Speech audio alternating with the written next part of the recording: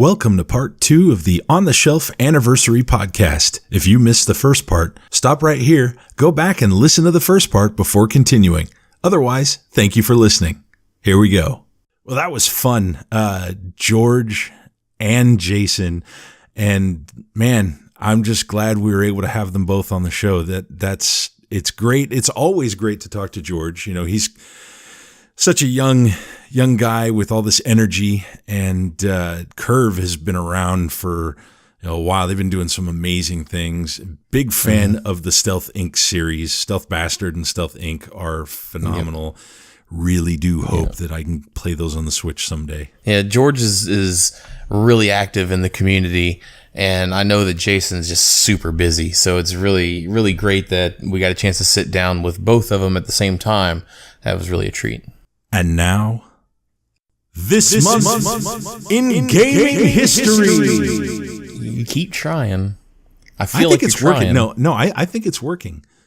I think it's coming along. Well, March 21st, 1969, Japanese industrialist Kayamasa Kazuke founds a little company called Konami. Konami officially incorporates on March 19th, 1973, just shy of 4 years later, and begins manufacturing arcade machines. Prior to Konami, Kazuki-san ran a jukebox rental and repair business in Osaka, which would transition over to amusement machines in 1978 and open up exporting to the U.S. the following year. Success came in 1981 with arcade titles such as Frogger and Super Cobra. In 1982, Konami established a foothold in the U.S. market and began focusing more on the emerging video game market and working their way into home consoles. The company began publishing on the Atari 2600 and the MSX home computer in 1982 and 83, but the real shift came about in 1985. Konami began establishing their well-known and loved series around this time, thanks in part to the Nintendo Entertainment System. We saw the birth of Gradius, Twin Bee, Castlevania, Contra, and Metal Gear. Their support ramped up to the 16-bit in 1990 with the development for the Super Nintendo, followed by the Sega Genesis in 1992. 1994 saw the launch of the Sega Saturn and the Sony PlayStation, and with it, Konami began branching out, establishing subsidiaries that would go on to create new IPs, such as Silent Hill, and revive previous ones, such as Metal Gear. 1997 brought about the rhythm game craze, and Konami started publishing arcade hits like Dance Dance Revolution in 1998. Konami began work on 6th generation consoles in 2000 and invested in another developer you might have heard of, Hudson Soft. 2003 saw the change of their logo into what we recognize today. The absorption of Hudson Soft in 2012 gave them control of classic series such as Bomberman and Bloody Roar. Konami dissolved one of their most well-known subsidiaries, Kojima Productions, in 2015, which led to their delisting from the New York Stock Exchange. Their newly appointed CEO, Hideki Hayakawa, announced that they would shift their focus to mobile gaming for the time being. Konami announced in 2017 that they would be reviving some of their well-known titles as a result of how successful games like Super Bomberman R were on the Nintendo Switch. That gives us hope that we might one day see some movement on classic series such as Castlevania and Contra in the future. And that's this month in gaming history. It's getting better, but I don't know. And now would be the perfect time for them to start bringing some stuff to the Switch. It's been long enough. Like give us some new stuff, or license your old stuff out, whatever. I'm fine with either. Just give us some stuff, please, Konami. Well, they did allow Simon and Richter in Smash, so there's that. Yeah, but they didn't. The design was about as far as that. The initial design is about as far as that extends. Let us have. I don't see them making new games really. No, unfortunately, maybe port over some of the lesser known Contras, like the ones that were on PS2 and Xbox, Shattered Soldier, something. Would be cool. Konami, it's just such a shame. All the great IPs they have there that they're not developing actively, and honestly, if you look at some of these things you think there's so much promise there, right? There's just so much that could be done with that. And yet it just sits. Nothing's happening with it. So yeah, I mean, the demand is there.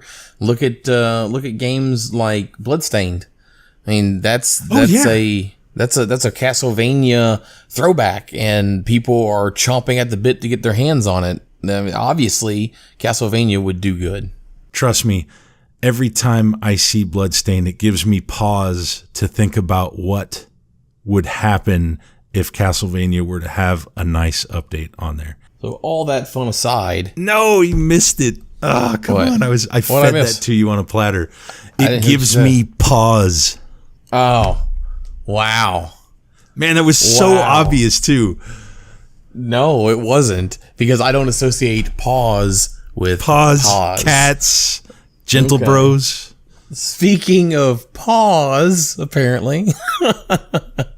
Speaking of paws, we have technically interview number 3, but really it's kind of 4 because we had 2 in 1. But now we go to Desmond Wong of the Gentle Bros, which are the creators of Cat Quest. Meow. We welcome to the show Desmond Wong, CEO, artist, and game designer from the Gentle Bros, developer of a wonderful game, Cat Quest. Desmond, thank you for taking the time to talk with us on our 1-year anniversary show. How are things in Singapore today? Oh, it's going great, guys. As usual, Singapore's really hot, but it's actually a cool morning now. Yeah, so there's that time difference. I think it's probably evening for you guys, right? That's right. Yeah, I just woke up. I'm actually technically still in my bed while talking to you guys, so yeah, it should be great. Can you tell our listeners a bit about the Gentle Bros? What made you decide to start an independent game studio? Right, okay, so the Gentle Bros is actually founded by 3 people, so basically 2 other guys besides me. We were all actually from Tecmo Koei, or Koei Tecmo, with the guys who did like Dynasty Warriors, Ninja Gaiden and stuff like that. We worked there for a couple of years, and there's that grind when you're working on like console titles, right? Like you just kind of feel like a really small gear in a machine. So we needed more creative freedom with our project. So we just got together, like we were just seated next to each other in the company, and we were like, hey, do you want to start making a game together, like just a small game that we could put on like mobile or something like that. So that's what we did, right? We just spent our nights after work working on our small little projects, and eventually one of them like got the notice of like Congregate, which is an American publisher, and they gave us some money to start out, and that's kind of what happened. Like, we used that money to leave our jobs, and we got like a local government grant or something, and yeah, that the rest is history basically. Like we used that money to start our company, and yeah, we've been making games ever since. And our most recent project was Cat Quest, which you guys were just mentioning, and yeah, that's also been our most successful project so far. So it's been really great. Aside from the great work that you're doing with Gentle Bros, and you kind of alluded to this, you kind of mentioned this. I understand that you were a CG artist for Koei Tecmo as well, and you've had a chance to work as a character artist for some very well-known franchises.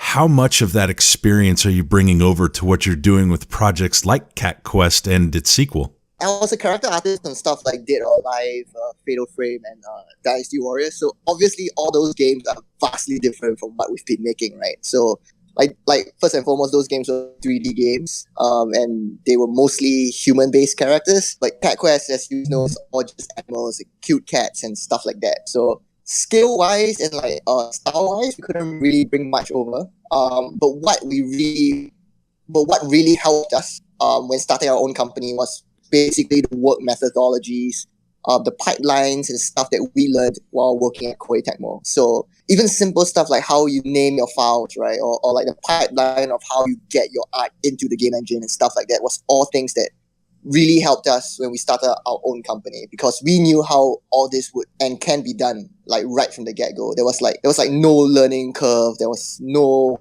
we didn't need the time to fail or anything like that, because we knew exactly what we needed to do. So I think in that sense, it really helped with our efficiency and helped us get get on the ground running as soon as we could. And of course, I think the thing that helped us the most was basically that pedigree of having worked on those projects like you mentioned. I still remember our first game that we did as a company was called Slashy Hero, and we were thinking like how do we get the media's attention, right? Like how do we get Touch Arcade or like Kotaku or stuff to write articles about the games that we were making? And one of the ideas we had was like, hey, let's just email these guys and say like we were like ex Dynasty Warriors developers or something like that. Maybe that would catch their attention, and sure enough, it helped a lot with some of the media outlets that we reached out to. So I think in that sense, having that experience in Koei Tecmo was really a benefit for us when starting our own indie company. So we'll shift focus over to Cat Quest.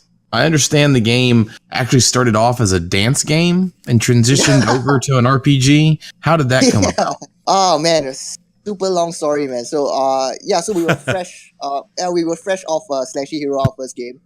We were thinking, okay, what are we gonna do next? So all of us like cats, right? And the internet loves cats. So we knew right from the get-go that we wanted to do something cat related, or like maybe something animal related at the very least. One of us is actually a musician, Shas, which is one of our partners. So she actually plays the instruments and she teaches music and stuff like that. So we thought, hey, it might be pretty cool if we could do some kind of rhythm-based music game with cats, right? So one of us had the idea of a game called Copycat.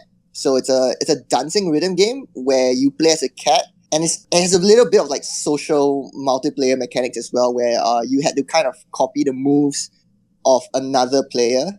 So that was the initial idea, right? Unfortunately, I was the game designer for the project, and I have like zero musical background whatsoever. So it was virtually impossible or really hard for me to design a game that was music based and rhythm based like that. So that was how it started, right? So we kind of did a lot of art assets for Copycat, that the dancing game, and we felt bad to throw away all these cute art assets that we've made.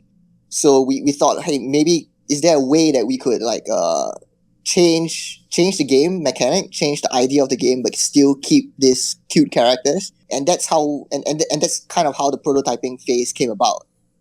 We prototyped many different game ideas and mechanics. I think at one point Cat Quest was like an idle game, and another point it was actually like a tavern management game in a sense. So you would like actually control a barkeep, and you would like serve drinks to like adventurers that will come into your bar. Sim games. At one point, we were even talking to Namco Bandai. We were like asking them whether we could do like a mobile version for Dark Souls or something like that. So those were weird times, and eventually we prototyped an idea where you would be traveling across an overworld map as a cat, right? But at that point, there was no battle system, there was no battle mechanics yet. It was literally just a traveling mechanic. You would kind of trace a line through this overworld map, and you see your cat just trudge along that line, and you will get random encounters along the way.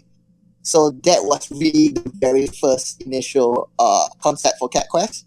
But after that, as we reiterated on the idea over and over, we realized it might be even cooler if we scrapped the random encounter mechanics, made players actually run on the world map, like a la like Final Fantasy, the old Final Fantasy, right?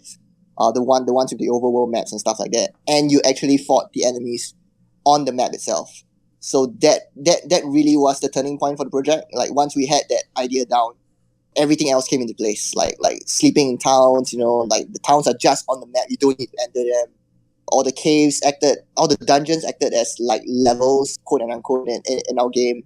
After that, basically everything was just really easy to design, and that's pretty much how the Cat Quest today came about. Is there? Do you have any idea if maybe you might go back and revisit the dance game? Maybe have it as like a mini game or something available in the sequel?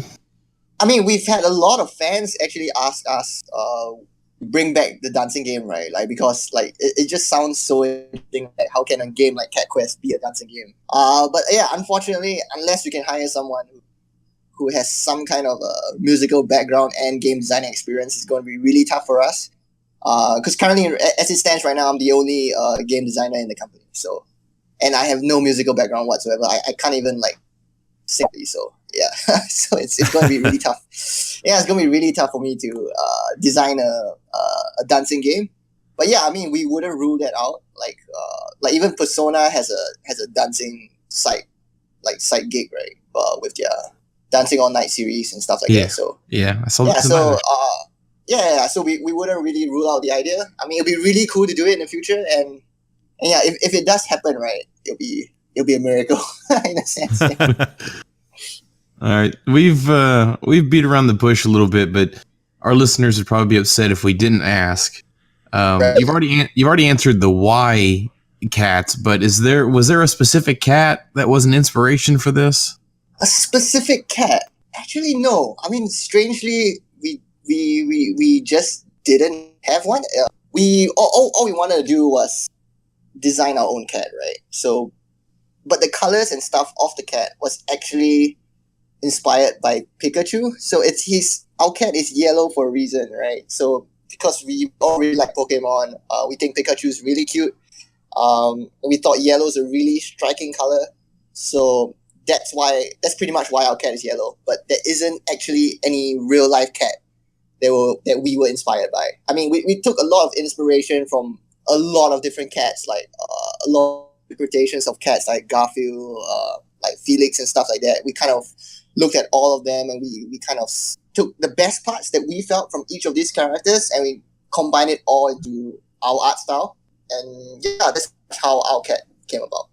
Yeah, sorry that was a disappointment for people who thought that our cat was inspired. Not at all. I don't think anybody's going to be disappointed. They might wonder if maybe in the future, in a sequel, there might be other inspiration for cats, but we could talk about that more later. Sure. The game is absolutely filled with cat puns. So did you guys keep like a list? And if so, did you have many that didn't make it into the game? Maybe there's some puns left over? I mean, if you've played Cat Quest, right, you know there's so many puns. We definitely did not leave any puns to the cutting room floor. Like anything we thought of, it all got in. Maybe too many puns in my opinion, maybe. But yeah, I mean, how we started like gathering the puns was we just went on the internet. We googled like awesome cat puns, and we just basically started from there. So we had a list of the basic cat puns, right? So there's a basic few. There's like possum. There's like perfect. Basically any word that rhymes with like paw or purr or meow, like meowvelous. Those were like the base ones. After that, actually a lot of the puns you see were actually suggestions from our fans or suggestions from testers that played the game. So one good example was there's an actual area in the map called the Forbidden Fields. It wasn't actually always called that. Previously, it was just called Forbidden Fields, right? Like it was just spelled exactly as how it would be spelled in normal English. But one of the testers that we let like test the game initially, he had the idea like, hey, why not you call this the Forbidden Fields instead? And then we thought that was like a great idea. And after that, it was just a case of just getting used to writing puns. We're actually going through that whole process again right now with Cat Quest 2 because we're introducing dogs, right? So dogs have their own set of puns, which is like a whole new range of words that could be punified in a sense. So that's been another learning curve for us. So like we're really good at doing cat puns, right? But dog puns are like a whole different ball game, and they're like so hard compared to cat puns. But yeah, that's basically how we do it. The game isn't extremely long. The standard first playthrough isn't especially challenging, but the game feels like the intention is to entice the player to replay it with a different mode and a set of modifiers. Am I correct with that? Yeah, that's right. So there's this mode called Mew Game, right? So there's a bunch of modifiers that you can turn on. There's like one for no armors. There's one for you just have 9 lives. There's another modifier where you cannot level up, stuff like that. So yeah, we intentionally kept the game short for replayability, but we didn't expect like a huge community to actually speed run the game. So we have a lot of emails from speedrunners like thanking us for making a game that was like so easy to speedrun. You know, like it's a great introduction to speedrunning for a lot of people. That was never so. But I'm glad that it turned out that way. Yeah, I have a small speed running background, and now I kind of feel like I need to go back and replay Cat Quest. You totally should, man. That's like we were watching. I think Cat Quest was played at a awesome games done quick, and there was a particular speedrunning exploit that we never knew existed in the game. So we're like, holy shit! Like, should we fix this? But in the end we didn't. So we just left it in for all the speedrunners out there. Yeah. When I completed the game, I actually tweeted about it, and Gentle Bros responded to me wishing me luck because Mew Game Plus was a challenge. Right, it is, yeah. With as casual as the first playthrough was, how did you have to ramp up the difficulty before you considered it enough for Mew Game? We didn't really think so much of ramping up the difficulty to a certain extent. So we were just concentrating on creating a different experience. So, for example, in the base game, you only unlocked the ability to walk on water at around the middle to 3/4 mark of the game. But in Mew Game, you get that right from the beginning. So it completely changes the way you play the game. With the ability to walk on water right from the beginning, you can access areas that you normally couldn't have in the normal game. So that kind of changes the route that you go about through the world. And in turn, it changes the way you play the game as well. So in that sense, our intention was always to create a new experience with Mew Game. And to ramp up the difficulty, right, we decided to make it something that was customizable by the player. So which is where the modifier idea came about. So modifiers are basically modifiers that you can apply to the game itself to make it harder or easier. So there's actually a modifier that actually gives you all the armor that you collected from your base game into your Mew Game. So that's a modifier that makes things easier, right? But there are others as well, like the level 1 challenge and stuff like that. The idea all stemmed from watching old challenge videos from Final Fantasy and stuff, because back then, like, people were kind of challenging themselves with the old Final Fantasy games, like, can I beat this game without leveling up, or can I beat this game with Cloud's Buster Sword from the beginning, right? So it's stuff like that we thought was, and it's stuff that we wanted to incorporate into Cat Quest as well, but make it something that was more official and more part of the game mechanics in a sense. Did you ever give any thought to making the game a traditional turn-based RPG, or was it always going to be an action RPG at that point? Oh, absolutely. I mean, the very first prototype for Cat Quest was the battle system was actually turn-based. So, the idea was you would walk around the map. You will basically draw like a line, right? And this will be your route through the map. And your cat would just walk along that line, and along the way you just get attacked by random enemies. So when that happens, I think if I remember right, attacking was auto. So your characters would just attack the enemies automatically, but every few seconds you get a chance to select a certain different command to attack the enemy with. So I know it's not exactly turn-based, it's kind of like a blend between the two, but yeah, that was actually the first ever prototype for the game that we know today as Cat Quest. It wasn't very, very fun in my opinion, so that's why we kind of changed it to the real-time battle mechanics that is currently in the game right now. Was there what was the overall reception of Cat Quest on the Nintendo Switch? Like how well was it received? This is our first game on the Switch, so we don't really have anything to base it on, but I think we did pretty good. Like in Japan, we were actually the top 3 most downloaded game on, I think, during the first or second that we came out. So we beat like really crazy anime looking like that, so we were really proud of that. In the US and UK, we were 5th and 6th on the eShop charts, so that was good as well. Yeah, so I think we did pretty well in terms of downloads. The Switch is actually the fastest downloaded version of Cat Quest out of all the other platforms. In terms of total downloads, I think Steam. Compared to all the consoles and PC, right? Steam probably still has the most downloads, but that's because Steam has like a 1 to 2 months head start over the Switch version. As it continues to grow, we believe that the Switch version would probably overtake the Steam version at some point, or it probably already has. We're just too deep into Cat Quest 2 right now to really check. But yeah. Well, so don't forget all the physical. Don't forget the retail release too. Right. Yeah. Exactly. Well, I mean, we didn't.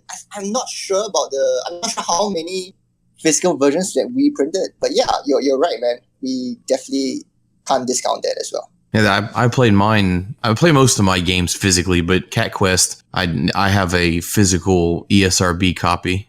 I think PQ nice. published it. Yeah, PQ published it. Yeah, so they're the guys that we're working with for US and UK, basically the Western regions. So yeah, so like I'm from Singapore, which is considered like Southeast Asia, right? So we didn't work with any distributor here for Cat Quest, so we actually don't see Cat Quest in the shops like from where I am, so which is kind of a bummer. What can you tell our audience about the development progress so far on Cat Quest 2? All the core mechanics are done, right? Right now we're focused on just finishing up the main content of the game. So the main quest is about 75 to 80% done. All the side quest content is about 50 to 60% done. I know it doesn't sound like much, but we're getting there. Once all the base tools and like foundational things are done, right? Like the actual content generation is pretty fast. So hopefully we'll be able to meet our release date, which is actually the third quarter of this year. So fingers crossed, but yeah, that's kind of what we're aiming for. You know, one of the things that I really loved is that in-depth blog post that you put up on your website about developing and releasing the game as multi-platform as possible. Oh, right, yeah. Is there anything that you're planning on doing differently about the multi-platform aspect of the release for the sequel, or is it going to be kind of the same challenge for you? Actually, I would say even more challenging right now, because we're adding Xbox One to the mix too, right? So back then we launched on pretty much every platform except Xbox. That was mainly because of technical challenges, not because we don't like Microsoft or anything like that. We actually love Microsoft. So this time we're adding Mix, which is one whole new skill, which is a whole different ball game as well. But yeah, it's actually even more challenging because in Cat Quest 1, we actually focus on just the mobile and the PC release for our first launch. But kind of right now we're trying to do something that's more simultaneous, right? So we're trying to put Cat Quest out on everything as close to each other as possible. So in Cat Quest 1, there was a huge gap. Well, I wouldn't say huge. It was like a few months gap between mobile and PC launch and the console launch. But we're trying to close up that gap now for Cat Quest 2. Try to make everything as simultaneous as possible, which is a huge challenge because as a team we've only grown by one person, but we've added all these new challenges.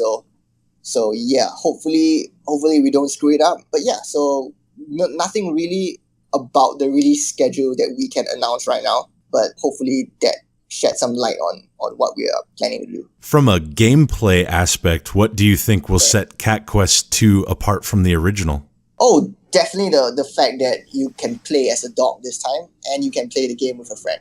So in Cat Quest 1, it was a completely single-player solo experience, right? You only control one cat. But now in Cat Quest 2, even if you're playing single-player, it's a two-man party this time.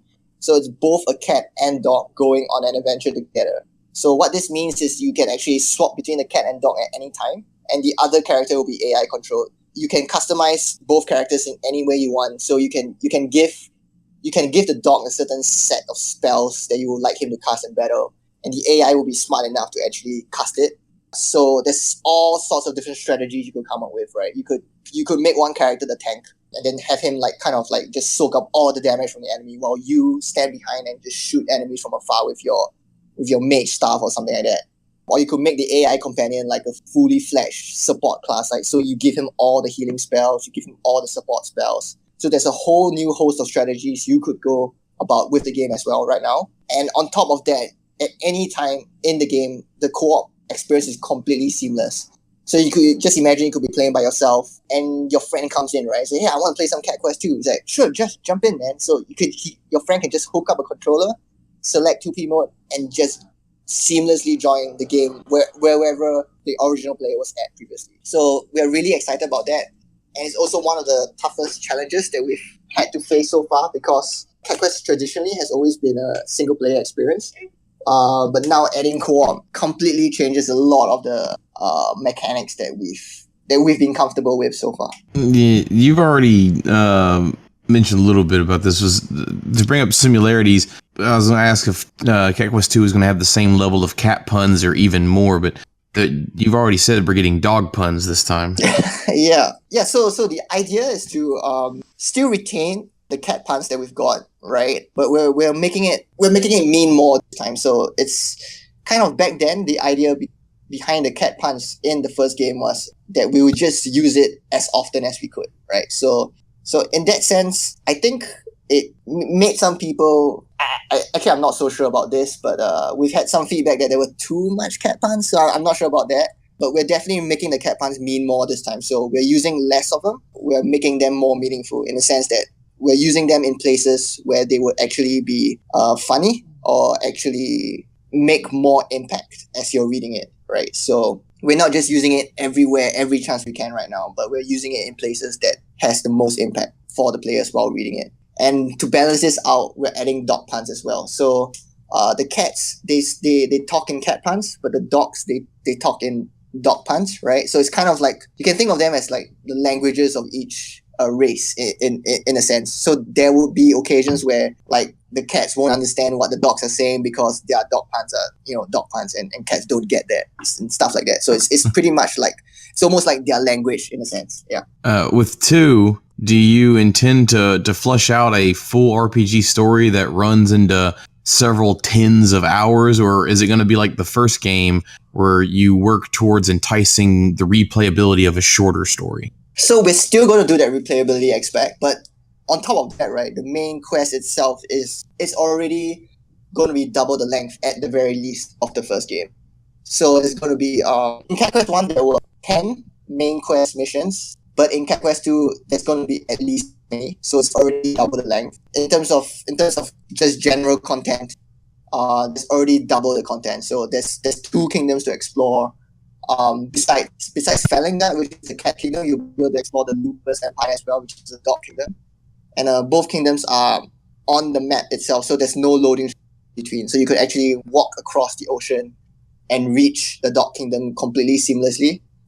So that's something really cool. And yeah, so expect the same amount of content from Cat Quest, but doubled the size, because now there are basically two kingdoms. So yeah, we're really excited about that, and it's also killing us because there's just so much shit to do now.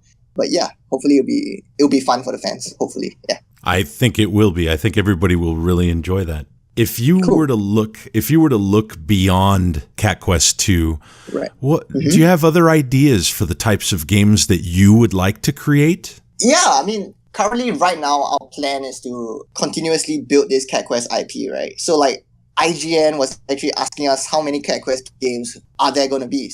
I think at that point during the interview, I wasn't really thinking straight, and I kind of said there will be 9 Cat Quest games because cats have 9 lives and stuff like that. But we don't actually plan to make 9 games. Like there wouldn't be 9 main Cat Quest games. So our plan is to kind of build different games, but all in the Cat Quest universe. So the whole world of Cat Quest is super huge, right? There's dogs, there's cats, there's mice, there's bears.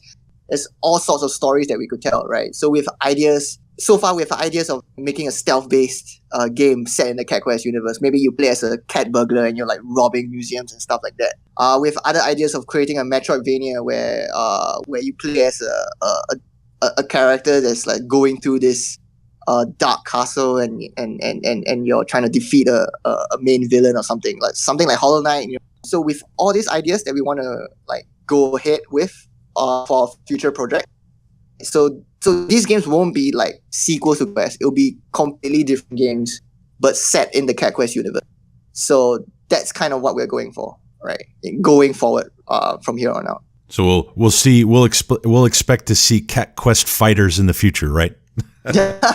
Probably. I mean, it wouldn't be called Cat Quest Fighters, right? It'll be like it'll be its own game, its own name, but it will be very clearly linked to the Cat Quest universe. Excellent. And yeah. So the main goal is to build all these characters, and hopefully our one of my partners, his grand idea is that it will end up like the 9th game will be like this massive MMO where players could play as any race they want, like and just interact with people in a huge world and stuff like that. But that will be like many years in the future. I look forward to that.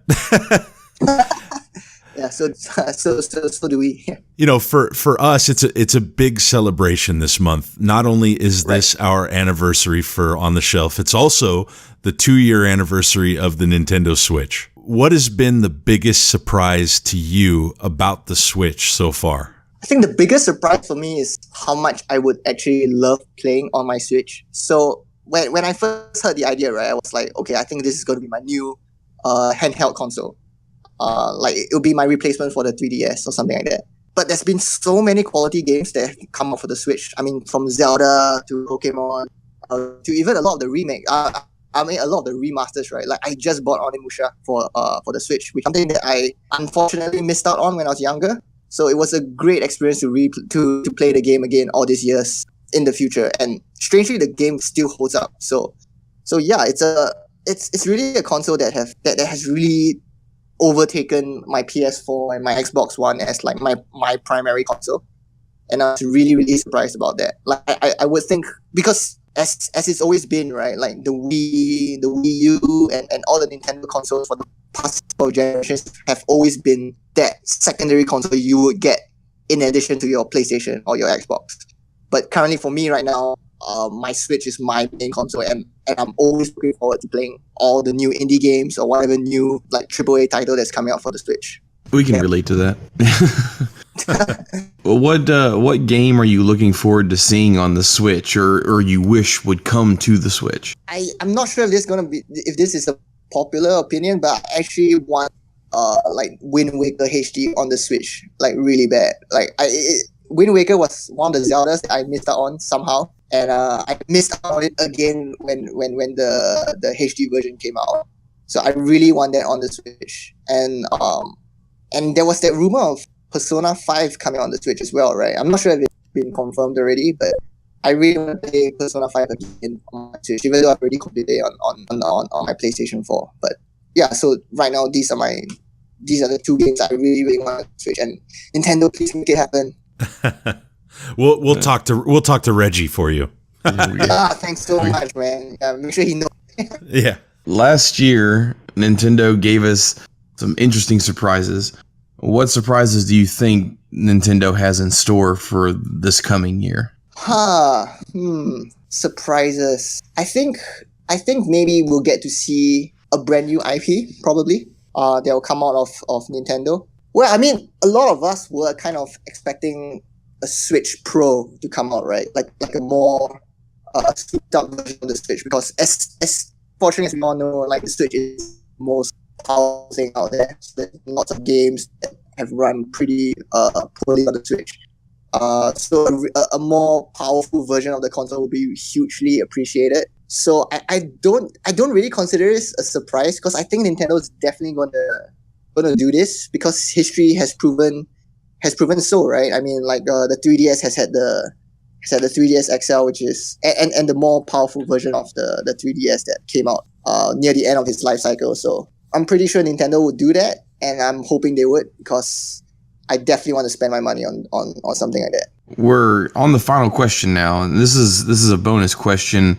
Generally, we take one question at the very end that doesn't really have anything to do with the topics that we've been discussing. It's just a random question, and we get people's responses to it, and everybody gets a different question.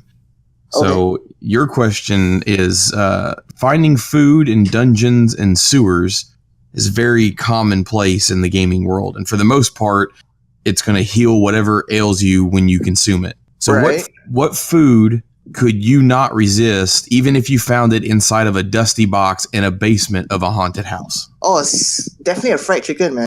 I wouldn't be able to resist that. So in Singapore, right, there's like this local fried chicken shop called Arnold's that is really, really amazing. So I go there to eat like once every week. So if I were to find that fried chicken in a box, right, like no matter how dusty it is or like in what kind of box it's in, I'll definitely try it out. Like I'll take one bite, and if it tastes bad, I'll just like dump it away, I guess. But yeah, fried chicken for sure. He had that answer really quickly. Yeah, no, I mean like damn, man, fried chicken, man. It's gonna be that for sure. Yeah. Well, Desmond, I really want to thank you for coming on the show. Do you have anything else that you want to share with anybody, that you want to say to the listeners, it's a big episode for us. 1 year anniversary of our podcast, 2 year anniversary of the Switch. So if you have anything else you want to talk about, let us know. Now's the time. I mean, thanks for having me on the show, man. Especially for this anniversary, it's a real honor. And yeah, I think in terms of stuff that we could talk about, I mean, definitely check out Cat Quest 2. We're gonna be actually demoing the game at GDC. So if anyone is in San Fran or going to the event, do come hit us up. You can try the game right there. Yeah. So hopefully, Cat Quest 2 turns out great.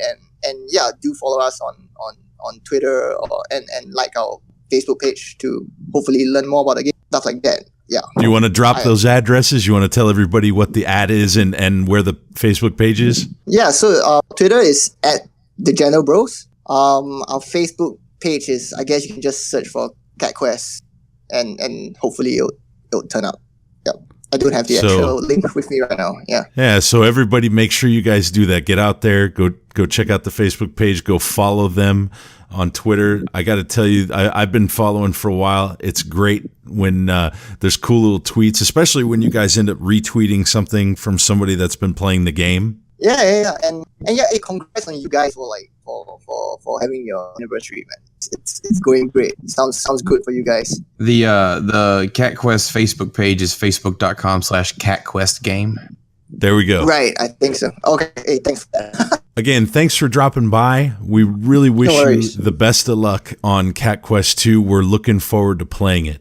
All right, awesome. Yeah, thanks, guys. Yeah. We hope to talk to you soon, maybe when Cat Quest 2 comes out. Oh, absolutely, man. Just let us know, and we'll just set a date aside, and I'll be happy to talk to you guys again. You guys are a lot of fun. Man, that was a lot of fun to talk to Desmond. You could tell that he is super excited about what they're doing. They're really into their whole franchise thing. Yes, they are.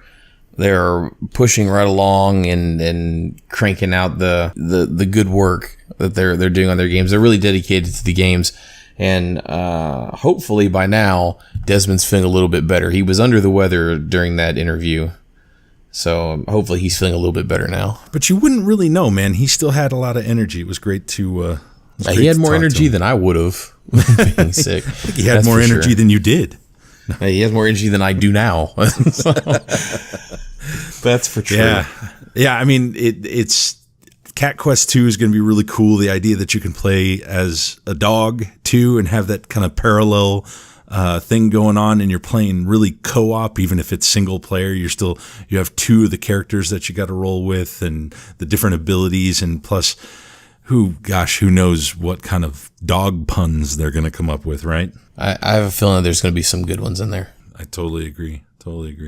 The really neat thing about this episode is not only do we get to talk to each of these different people. I mean, we've had game retailers, we've had game developers, we've had publishers, we've had a wonderful content creator. Now something of even different flavor. We're getting to our collector profile. We're going to roll right into this, and you're going to learn who we're talking about. And now we're here at the collector profile for the month. So we'll let our guests introduce themselves. Who are you, and what do you collect? Hi, I'm CM5871, and I collect Switch games primarily. Is that all? Couple of comics here or there. All right. What about them laser discs? CEDs, man. Need to go older. So why are games important to you? I mean, games give me kind of an escape, being able to jump into like a good story. To me, it's like the new book or movie, essentially. Kind of gives you that nice experience and a kind of escape from reality. What was the first video game that you ever played? Probably, I can't remember the name of it, but it was a Donald Duck game for a color computer back in like the late 80s, early 90s. And what are your top 3 favorite games of all time? Definitely have to go with Binding of Isaac. Metal Gear Solid is a huge one. And then Final Fantasy 3/6 for the Super Nintendo. So we got more Final Fantasy in here, but at least this time it's a really good one. I'm not giving Welch credit for his answer last episode. And yeah, I can't give him credit for that one. But Binding of Isaac's awful recent. That's kind of interesting that it's already hit your top 3 of all time. Yeah, just the replayability of it. It's just a huge thing for me. I've sunk just in the Switch version over 100 hours easy. And of course, Metal Gear Solid is a solid choice. The game is so good. My son is named David after David Hayter, the voice of Solid Snake. What's the worst game you've ever played? Oh, geez. And why is it Troll and I? I mean, Troll and I is up there. I mean, that's just bad. But I don't know. I've played a lot of bad games. I mean, one Chambara Bikini Samurai Squad for the 360 sticks up there. Whoa. Pump your brakes. Come on now. That was a random buy I bought years and years ago, and that was bad. What was the worst? Out of those two, I mean, Troll and I, just because I literally physically can't play the game, just because it drops down to about 2 to 3, FPS. All right, we'll go with that one then. What is your most prized video game related possession?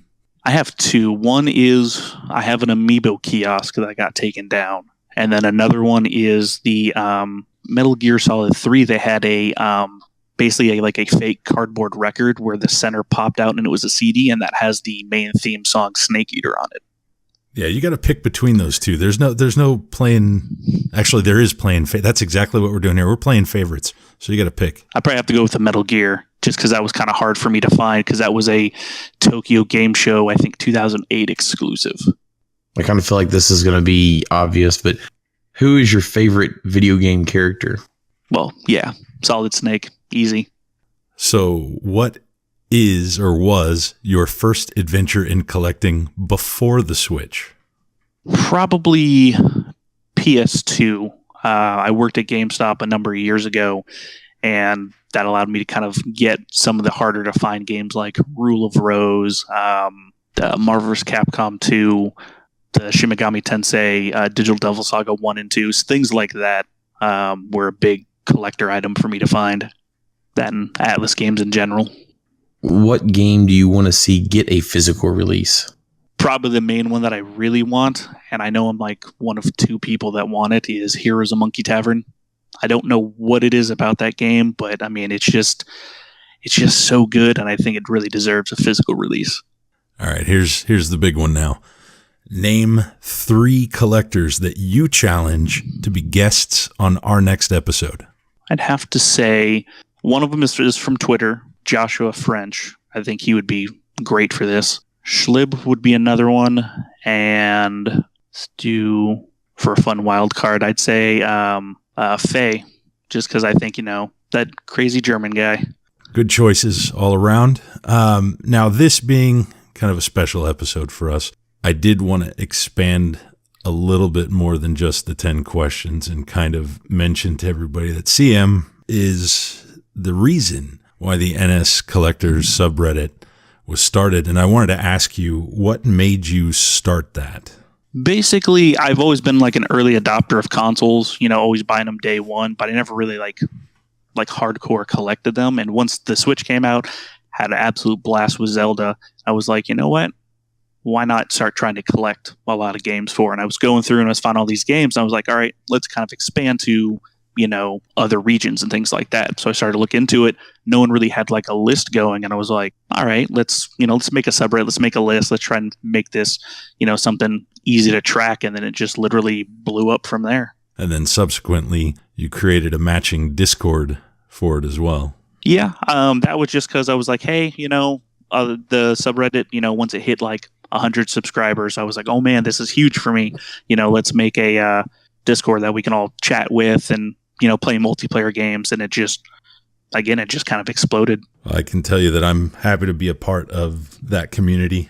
The Discord itself, it's taken on, a lot of good life, and we've had a lot of special guests that we've been able to bring and share with everybody. And a lot of them stick around and stay with us. And and those that don't pop in every once in a while. And it's great for everybody to be able to have one place to go where they can see and talk to everybody, which is, just a great experience for fans. So thanks for creating what became what it is now, creating that subreddit and subsequent Discord. It's been a great place to hang out and, talk to everybody about the Switch.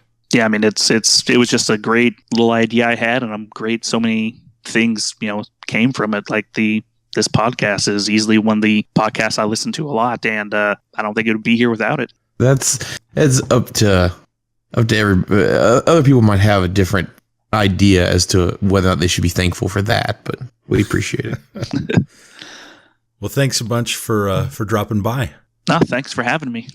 I don't know how well we're going to be able to get any of the three people that people keep naming, but I guess we can try. We're doing open call outs to people. We'll see who comes forward. I can tell you right now that there's already at least 2 people, one of which was a call out, who I've talked to that is willing to come on. Ooh. I'm not going to name names because we're not there yet. Yeah. But they know who they are. They know who they are, but let's see how many people know who our next guest is. Well, this is an interesting one, right? I mean, these folks have yet to actually publish on the Switch, but man, the stuff they've got coming down the pipeline, and it's, trust me, I've gotten to know these folks a lot lately. You want some of these games. You will be buying some of these games that they've got. You might even be buying all of these games when you realize what's happening with them. Special Reserve Games.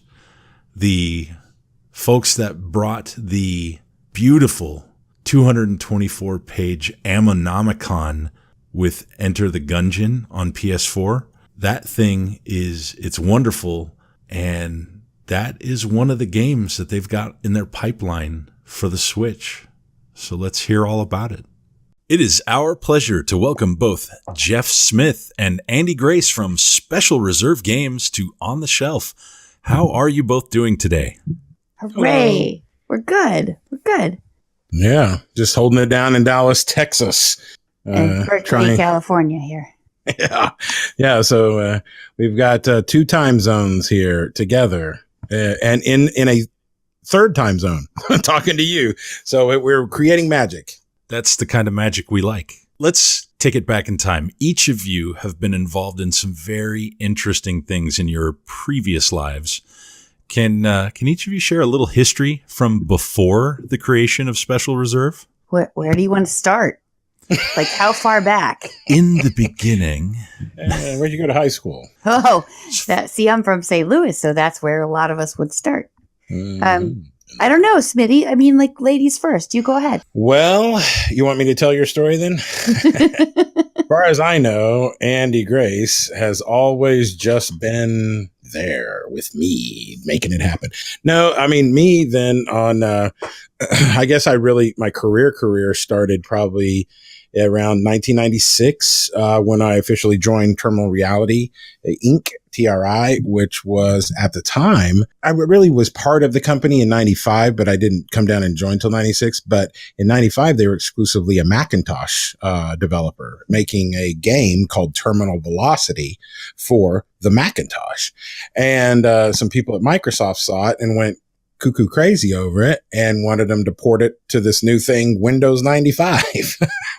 And so my cousin was one of the founders of that company and said, "Hey, man, something's about to happen. You want to come down?" And I said, "Absolutely." And, drove down I-35 out of Oklahoma City as fast as I could to Dallas, or actually to Louisville, Texas. And that's how it started. So anyway, Terminal Reality, great games that we did for Microsoft. And then that was kind of the end of the 90s coming when a lot of the developers were so exceptionally good and the hardware was fighting to keep up. And big publishers all of a sudden were trying to, take all the credit for all the hard work of these great developers. So we had this mission of putting our logo on the front of our boxes. We thought developers needed their logo on the front, not the publishers. So anyway, thankfully, this guy named Mike Wilson and Harry and Rick and Jim and Doug had this little company called Gathering of Developers, or God Games, that it was being stoked out of what would be the ashes of Ion Storm. If anyone remembers, Ion Storm came out of id Software with John Romero and Mike Wilson. Anyway, we started a developer-driven publishing company called Gathering of Developers, where 5 different developers all had equity stakes in the publishing house. And then the publisher was run on a very small, what we called 5 fingers of the hand, 5 people. And so it was very efficiently run. Developers had more control of their development budgets, the development process, and by goodness, their logos were on the front of the box. So anyway, that's how I got my start. So I don't know how long you want me to talk, but that's how I got my start in the industry. And by the time we sold God Games to Take-Two and moved on to do something called Substance TV, I think we had collectively, I had worked on 36 different games by the time that happened in 2001. So it was really, in a very short amount of time, probably one of the wildest rides anyone could ever imagine. And the trajectory was straight up. It was just like, hold on, people. We are creating the future, And so anyway, it was just great. I was so thankful to be surrounded by probably the most amazing, talented people you could ever pay to be around. And I was actually being paid to be around them. So, it was just amazing. I don't think you could ever recreate that moment in time, because technology and software has progressed, beyond anybody's wildest dreams. So those days of Wild West development and C++ scratching it out, making it happen, those days are kind of gone, but they've progressed. They've gotten better, right? So anyway, how about that, Andy? Let's talk about your cool stuff, because trust me, Andy's history is so different than mine, but very similar. I don't know. It's not that different. I had 36 jobs before I settled in Amen to that. Most recently, most interestingly, I come at this from the entertainment angle and from the creativity angle. I've worked a lot with artists, with music, with film.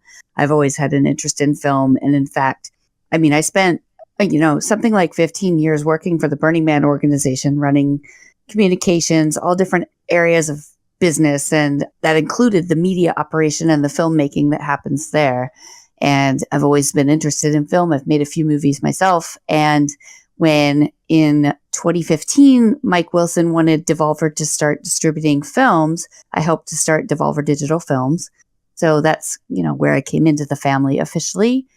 And when we started Special Reserve Games, it was kind of from that same point of view. Like, for games, indies have an opportunity to do great because people support indie creativity, and they really seek it out, and there's a whole fandom around it. And it was very easy to see how you could create something collectible and wonderful for people who like, something a little off the beaten path, whatever that looks like. And I've always been interested in that on the film side, on the art side, and I love working with creatives. And so that's where I come from on this. As a lifelong gamer, it was awesome to be invited to do something that had to do with games.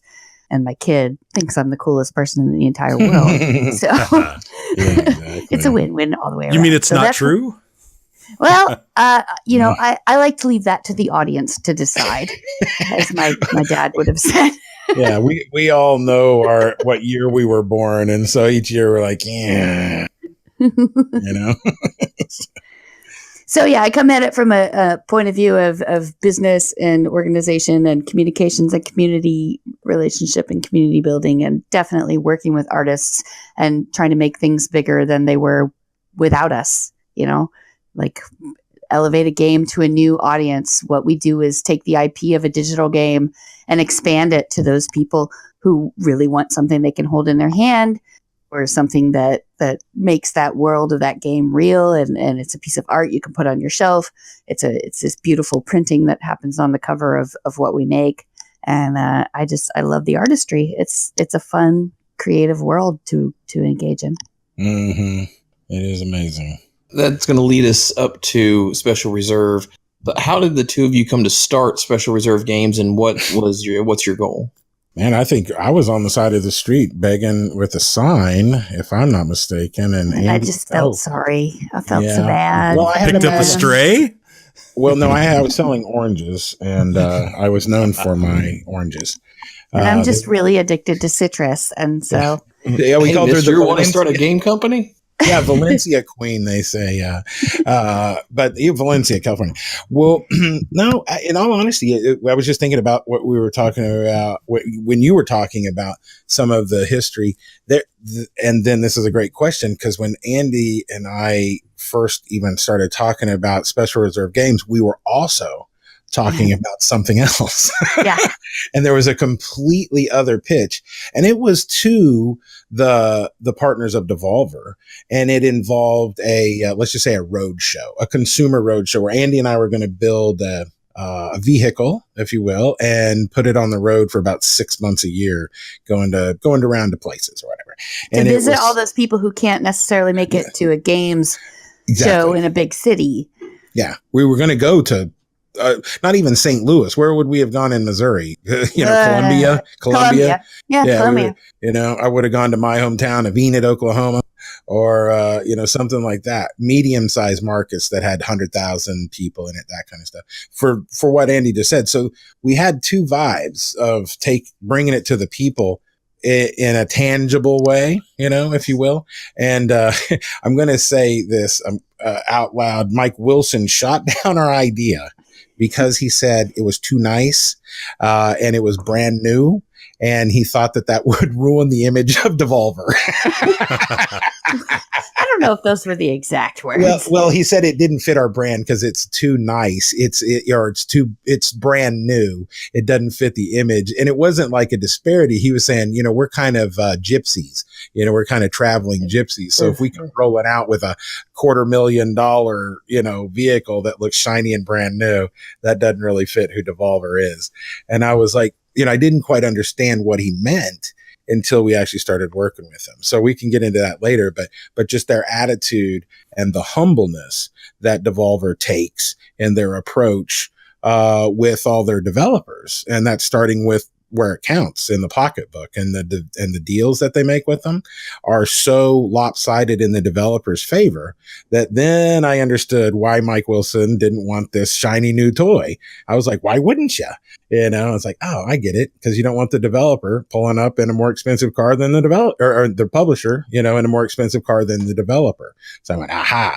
So anyway, it was just kind of one of those things. It would have been cool to fund, but it also showed that I needed to shut up and listen a little bit instead of just talk all the time about what I thought was cool. And so this is when you went out and got the 73 Gremlin and started to customize that. See, and Andy already had that. Now you're talking about the roadshow that we actually have a budget for. That's right. In fact, how did you know E3 was? But no, I mean, it really was. And I mean, if Andy, you want to take it off. It was Andy and I trying to do something together. It was just the right time. We were talking about a couple of things for a couple of reasons, and it just happened to be with our family.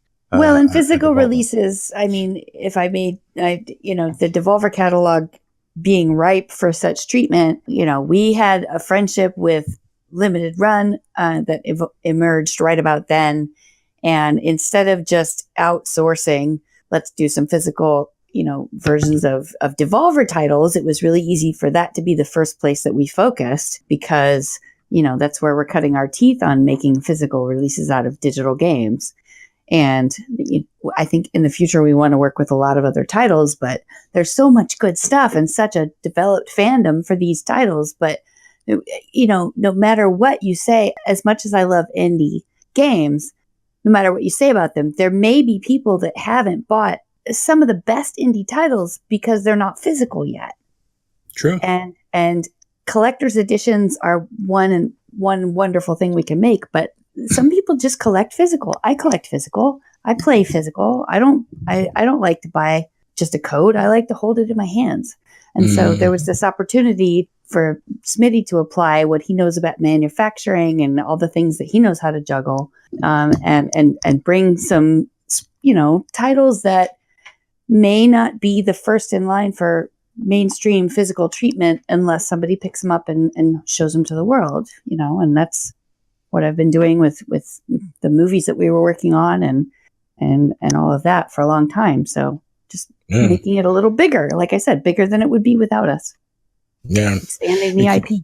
Because even after all of the video games that we had worked on early on, the boxes were still so cool in the 90s. So, I mean, even to drop some names of people, like, let's say the last game we worked on, that I worked on before we sold God Games, was Max Payne, the very first Max Payne. And that, was before it was a movie or anything. And that was when Remedy Entertainment was doing it, which we signed in 1998 as a tech demo called Bullet Time. And so just by the way, that game took 5 years to make. The first game we put out was Jazz Jackrabbit 2 by Epic Mega Games, maker of Fortnite.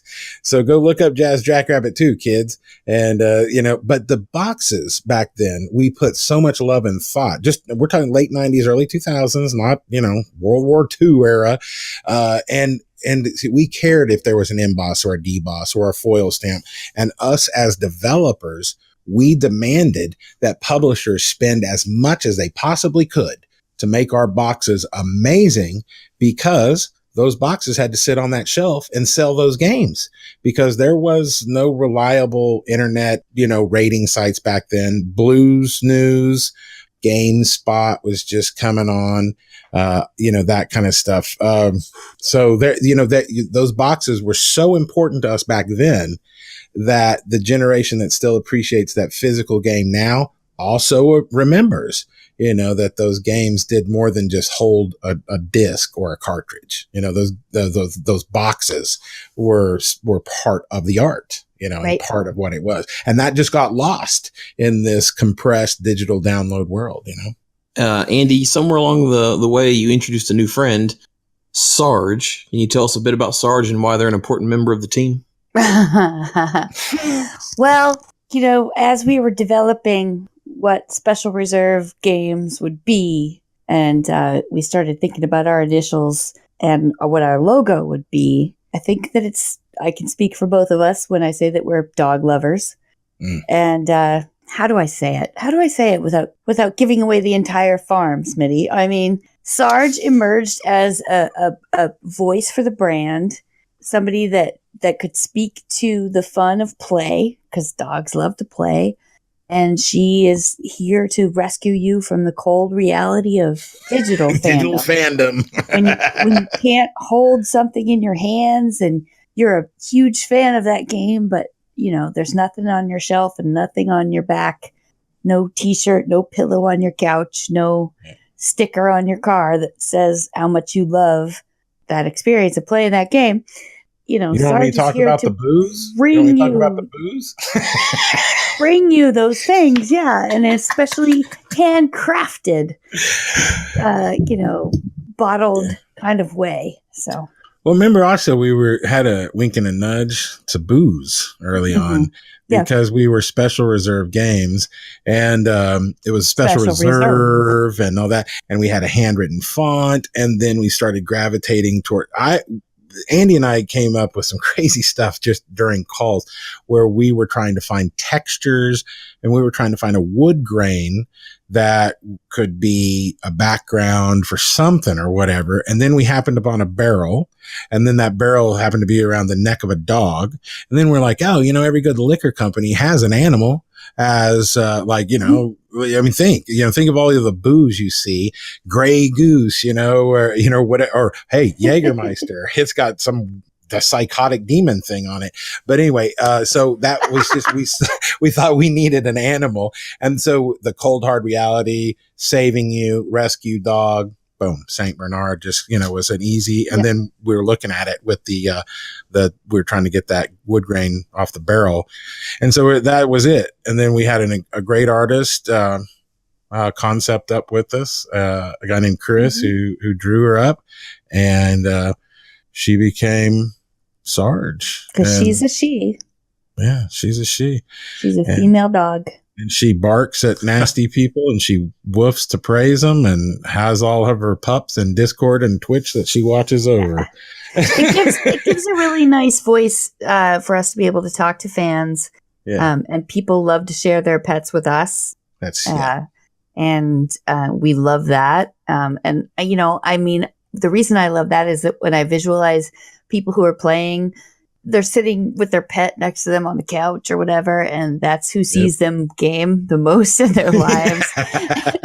And they probably hear them curse the most about the games that they're playing.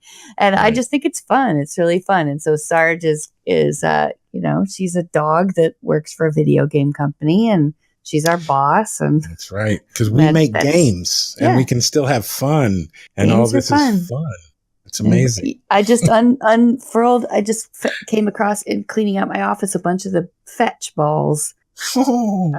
We had real tennis balls made with our logo on them, so people could play actual fetch with their dogs. I got a chance to see one of those. Yeah. Dude, really? Yeah. We should send you some if you don't have them yet. Yeah, Smitty put one up on the camera one day so that I could take a look at those things. It's wonderful. Oh yeah, we need to mail you one. And we're talking about fetch 2. Yeah, we were gonna do fetch. If we redid the tennis ball, it was going to be called fetch. Don't say anything else. Yeah, and then we're doing fetch 2. There's a But what we'd like to do with Fetch 2, whatever it is turn it in eventually to not just a fun giveaway, but maybe something that we could do a suggested donation or a set price, either one, and sell it from our website, sell it at different shows with, the majority of the proceeds going to no-kill shelters for blankets and chew toys, just something like that. For dogs, something like that. So we'd love to eventually turn this in, not just a kitschy thing, as a giveaway at E3, but actually something that, hey, you can give some toys to some dogs at a shelter that makes their life a little better that week. All right. I'm down for that. So anyway, that's our feel good that we want to get to, and Sarge is going to lead the way. That's a wonderful cause, though. I think everybody should be able to support that. Jeff, can you kind of walk us through a little bit about what you've done to this point on the PlayStation side? I mean, there's some really great titles that you've published for the PS4. Oh, yeah. Well, really, Shadow Warrior 2 that we did, and it not only included Shadow Warrior 2, but the original Shadow Warrior, both on their own discs. In the case, it was the only double disc PS4 that we did. Oddly enough, people told us they didn't realize that the case included both discs until they actually got it. I think like 80% of them. So bad boy for me of not being able to market my own game, right? Everybody loves Wang. Yeah, exactly. And also that way, the marketing on that one. But it's never runs out of fun little jokes. Oh, no, not at all. Little Wang jokes. It was crazy. And that was fun because Shadow Warrior 2 for PC was actually the first project done for Devolver before it was Special Reserve Games. If you go back and look at Shadow Warrior 2 for the PC, it just said Special Reserve written on the front of it. Like it was Shadow Warrior 2 Special Reserve, and that's how the name of our company, of course, got started. But, so I love that one. Of course, we did Strafe. STRAFE, Strafe, first person shooter, 1996 in a box. And then Runer, and Absolver. And then most recently Enter the Gungeon, all for PS4. And then we've got 5 more PS4 games in 2019 coming. The only ones I can really officially acknowledge are oh God, I almost messed up. Minute and Downwell that we're doing for Switch and PS4 simultaneously. And then very nice. But anyway, so just great PS4 titles. Yeah, and you mentioned in there Enter the Gungeon, which of course is this wonderful little I don't know what we want to call it, a combo pack, a bundle. Bundle's the word. It is a bundle. It is a bundle. It contains the Ammonomicon. So can you tell us what inspired the creation of that physical copy of the Ammonomicon? In an odd way, when you see it in real life, it looks like the Bible. It's it, true. It does look like the Christian Bible if you don't, It's not. But it's not. And it's not religious. We're not in any bigger way. than Jesus or anything. No, my Lord. I'm not trying to bring religion into it at all, but it is a 6x9 case, hardcover book. And it's got this beautiful, brown maroon kind of, moleskin, faux moleskin cover that it just kind of looks like that old rich book, and that's something that comes to mind. But the inspiration was Dave Crooks, at Dodge Roll, and Nigel Lowry from Devolver Digital. And though I think Nigel probably loves Enter the Gungeon more than any game ever created. Well, I'm almost sure. I mean, I think he's not shy in saying it's probably one of his favorite games ever created. Maybe one of. How about that? Don't want to put words in his mouth. But Nigel loves Gungeon. And I remember asking Nigel, hey man, we do premiums and stuff. What would you love to see come to life? He didn't even say anything other than the Ammonomicon. We talked to Dave Crooks. Dave Crooks, as a developer, what would you love to see come to life? What would be the most fantastical, crazy thing you can tell us about your game? He said, I'd like to have a real life Ammonomicon. So the inspiration came from the people who made the game and loved the game. And it was as easy as that. And then the work began because, I mean, in the end, it's a 224 page, case bound book with tab dividers, custom end sheets. Every book is sequentially numbered, shrink wrapped. And if you have a bundle, it's also sequentially numbered, number matched to the game. So you have number 4 game, you have number 4 book. So, and we made 3,500 of those books in Canada, had them delivered to Dallas and all. So, I mean, it's just this beautiful, story of actually how they came to the idea started. But man, I got to tell you, if it wasn't for probably 3 dedicated months of our art director, Michael Sanders, and Dave Crooks, and myself, and a couple other people helped along the way too. But I mean, those 2 people daily in their press check and proofing through this digital proofing system. It took a long time for us to actually get this book right. So I'd say it took about 4 months of just straight killer work. So the inspiration became, oh my God, we are creating something huge and amazing. And if we get it wrong, people are going to just kill us. So the inspiration became fear. What a good inspiration. I got to tell you, I've had hands-on for my copy of the Ammonomicon. And for the listeners that maybe haven't picked up a copy of this, there are still some bundles left. Make sure you get out there and grab one if you want a copy of the book, because the books that were sold standalone are gone, long gone. And the bundle is the only way right now that you can pick those up. But it is wonderful. I love that thing. It is gorgeous inside and out, cover to cover. All the artwork is there. It's fantastic. The paper quality is wonderful. And man, you guys did a tremendous job. I kudos for that. Yeah. And there will not be a second pressing. I mean, that's it. That was the book. I mean, we'll do something One and else done. for Switch. Yeah, Which, yeah. Switch is coming, but it's not going to come with an Ammonomicon. Not like that. That's guaranteed. That Ammonomicon was amazing to even be able to do once. And so, yeah, no second pressing on that one, kids. So out of 3,500 ever made, there's very, very few, just a few hundred left. And some of those we even held out that they get sprinkled in at PAX West or PAX East sometimes. Yeah, we'll take them to shows and things like that. But a handful there of have them. been some to give away to friends of the family and whatnot. But other than finding us in person, like if you're looking at the whites of Smitty's eyes, you might be able to buy one. Good luck. It's a big country. So Yeah. the only chance right now is to get it with the bundle with the PS4 game. Yeah. And we'll get it right to you right away. We do ship globally, and that's the fun part about this business too, Soul, is that's hilarious. It's so much fun. well, yeah, Global shipping. Well, It's a barrel of laughs. but it is fun that 50% of our actual consumers, the people that actually buy our stuff, are outside the borders of the United States. Yeah, absolutely. We love it. We love it. Yeah, it's amazing. So I do hate the fact that the shipping charges are, higher than anybody wants them to be. And Amazon Prime, which I absolutely love. I was a Prime member. I've been a Prime member since day one, literally. And, but the Amazon and free shipping and Amazon Prime shipping, all that, that's just kind of distorted everybody's ideas about how much shipping really costs.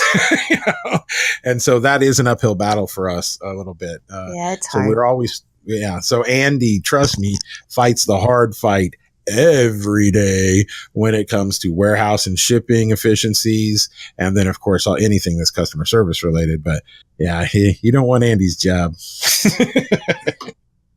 Sorry. Are you ready to do it again though? And do you think we'll get a special item release for a finely designed, well put together as the Ammonomicon? What? Nah, I'm giving up. I'm going home. I think that, over time you learn what really works best with global shipping, what works best with prepaid duties, what works best with what arrives without getting damaged. I mean, we could have all kinds of fun making amazing premiums, and we have, but, especially with something as small as Switch packaging, I think we're kind of changing up our game a little bit, not to make anything that's any less impressive, but to make something that's standardized so that we don't have to reinvent the wheel every time with shipping, for example. And have surprises like last time we had prepaid, but now you have to pay this, and you're going to have to go sign for it at your post office because it's irregular. Can I give them an apples to apples reason here? Yeah, this is your bailiwick, and I'm talking for you. Go ahead. Well, no. Let's talk about. What we're really. Let's put real on the Absolver mask was a lesson that we would not have known, and we kind of learned the hard way, really, after doing it, because we said, let's make an amazing premium, just what you're talking about, Cyrix. Let's do something incredible. So we made a mask that weighs, almost 5 pounds. It's pure resin. It looks like petrified wood. It's wearable. It has a stand. It has a book. It has stickers. And then we knew we had to ship it, so we needed to secure it in a hardcore, foam. Styrofoam. It's case packed, and then it came in this beautiful box. Well, the box measures 18 inches tall by 7 by 5. Why do I know that? Because when you come up with dimensional weight, you take height times width times length, and you divide it by 166 in the United States, and that gives you what's called the dimensional weight. But for Central America and Europe, divide that by 134. You're putting everybody to sleep, pal. I know, but I'm saying, but that gives you dimensional weight, and that is what you get charged on shipping. So the mask we made was beautiful. It weighed 5 pounds. It is impressive, but because of the size of the box, we had to ship it based on an 11-pound weight. So dimensional weight is it is boring, and I'm putting the people to sleep with it. But if you want to know why shipping is high, it's something called dimensional weight, and that's from Amazon. But it's because of those Amazon boxes. So anyway, we can make something amazing and crazy. But if we can't afford to ship it to you, it's kind of really, why are we doing it? Why are we doing it? Yeah. So what Andy's saying, now that's why I'm just trying to back up her point to, with boring details, that there is a legitimate, not a business reason, but an emotional reason, because you go see an Ammonomicon and you're like, oh my God, I love Enter the Gungeon.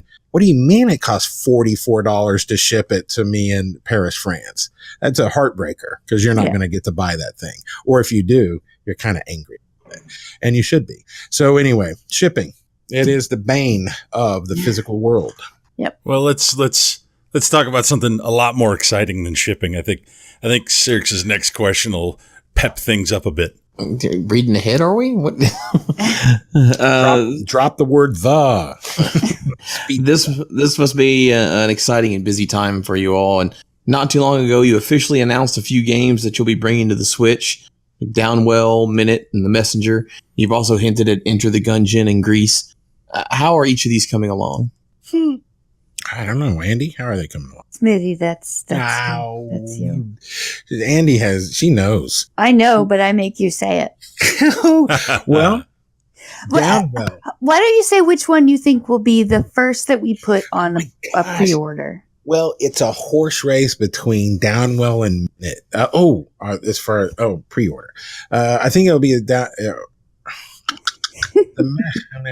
I think the Messenger is going to be our first pre-order game because they're not there's a difference between just taking the digital game and slapping it on a cartridge. It's not quite that easy. It does have to, actually have a little something code-wise done to it and be a physical version. And then to create a new ROM we have to create a new ROM for physical. Has to, lot check the whole thing through Nintendo. And by the way, same thing with PlayStation. There's a difference between the two files. So the digital, most of the developers that we work with don't even do the porting for the physical because they don't even do the porting for the consoles themselves. There's a couple great houses out there. Some of these guys make the game for Steam. They use Steam's matchmaking system.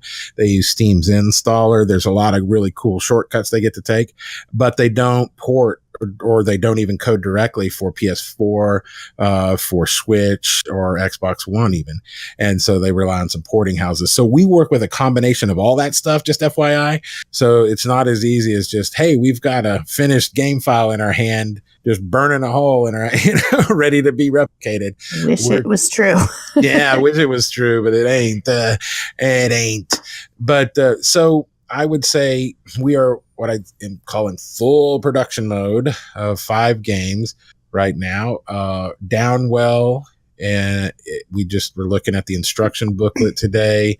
We've got all these components that we're putting inside. Jiro, such an incredible developer to work with. He's so excited, and has commissioned a bunch of artwork exclusively for the Switch and for the PS4 covers that have never been seen before. Yeah. Same with the Minute guys and girl, and same with the Messenger. They're doing all custom, brand new artwork. I probably shouldn't say the artist name because I don't know if they wanted to say it yet, but everything being done for the physical version is all custom art. So like all of that stuff is super exciting. And we're right in the process of ordering cartridges from Nintendo, which takes about 30 days longer than the process of ordering discs from Sony. Yeah, I think we started some conversations about stuff that we had upcoming, and we have a flurry of a lot of titles that are going to hit pretty quickly, and will be our first foray into Switch. But under the hood, it's meant a lot of development stuff, and the fact is that sometimes we may be able to say, yes, we're going to do that, but there's other factors in the life of that particular title that there may be another upcoming announcement or some updates or an artist that we need to contract to come up with something because they've moved on to another title. There's a lot of reasons why we're not always able to say this is the date we know we'll be able to ship that to you. Well, yeah. Well, just so the Messenger, look at, I'm sorry. Hold off. Well, I'm just saying we hold off until we know when we're going to be able to ship before we announce a date, because when it shifts, it sucks because I know that people literally schedule their budgets and schedule their spending on their favorite games. Absolutely. By what they know is coming out. And some bigger releases, you're able to say it's going to be June 1st. And for us, sometimes it's a moving target because we're just like a little slice of the universe. Now, wait a minute. You guys said something about budget. I don't understand. Oh, it's a thing. I heard it on TV once. It was great. It made sense. But, think of the Messenger that just, they put out a trailer not too long announcing Picnic Panic, a crazy fun DLC where, it's like a ninja warrior Hawaiian beach vacation, things just really off the mark. Well, so here we are. Now, that's obviously not released to the public yet. And I know they haven't even said when that's going to be released to the public yet. We actually know. So we have to decide, we have to look, is it worth holding the physical version 1 more month, 2 more months, 3 more months, 4 more months, might even be 5 more months. Yeah. So we're not talking about getting the day one patch. No, I mean, we want it to be playable. Yeah, we're We talking want about, to be as are we going to playable as hold it for possible. all the latest and greatest DLC? You know, is it Could be paid years. DLC? Yeah, it could be years. It could be never ending. And then is it more valuable if it's paid DLC versus free DLC? You know, should we wait to incorporate it? It adds value, blah, blah, blah. So there's a lot of those things going on too when you've got developers that have the ability, because of the tools that are at their disposal every day, you know, being able to literally code and publish almost in the same day, you know, a game that, with those kinds of tools, their creativity is unbound. But for us, the bad news is physical world is a lot different than the digital world. So sounds good on, it's like it sounds good on paper. Well, it sounds good on screen. You know? But yeah. So anyway, you know, it's certainly, we're probably pointing out some of the difficulties of it because it's really fun to navigate all these difficulties at the same time of being able to work like on playing games. a video game. It is. If you will. It's like Tetris. It's like Monopoly and Tetris and Scrabble and Clue.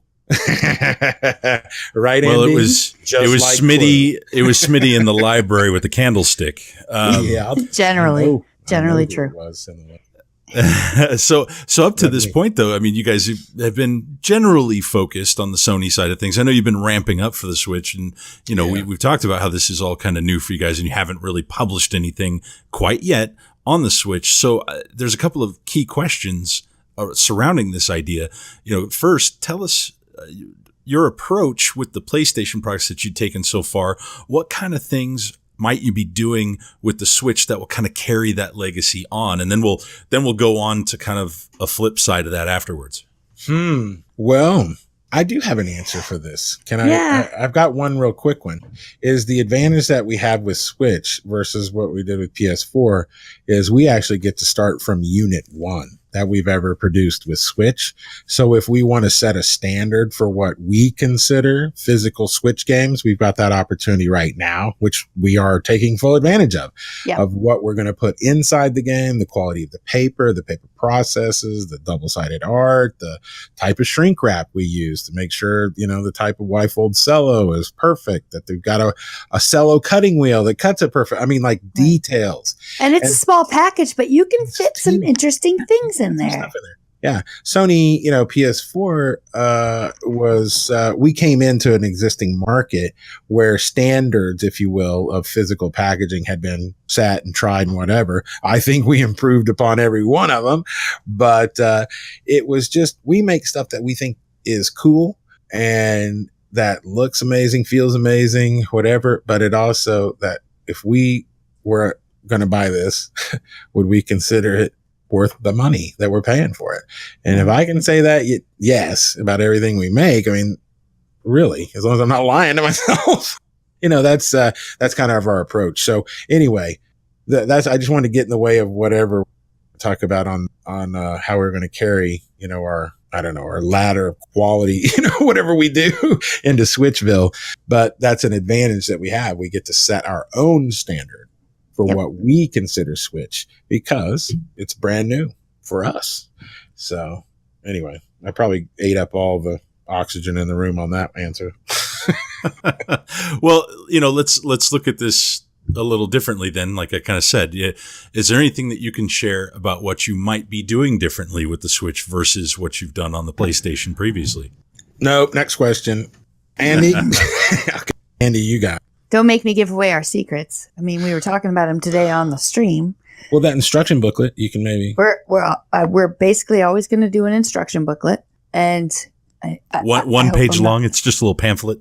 Yeah, it's just a tiny pamphlet. No, and I mean, I think it'll be as beautiful as the printing processes that our printing nerd Smitty is known for already. And typically, once we put a template in front of these developers, they're really excited about, you know, this opportunity to share their world in that way.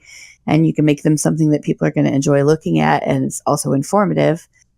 We're also working on some paper craft to bring, you know, objects from the world of the game to life without having to be a giant package to ship. Something you can put together and display that, you know, it's might come in pieces, but you can assemble Right, it, that kind of stuff. right. And that's really fun to jump to every time. Like, what would you make if you could make this?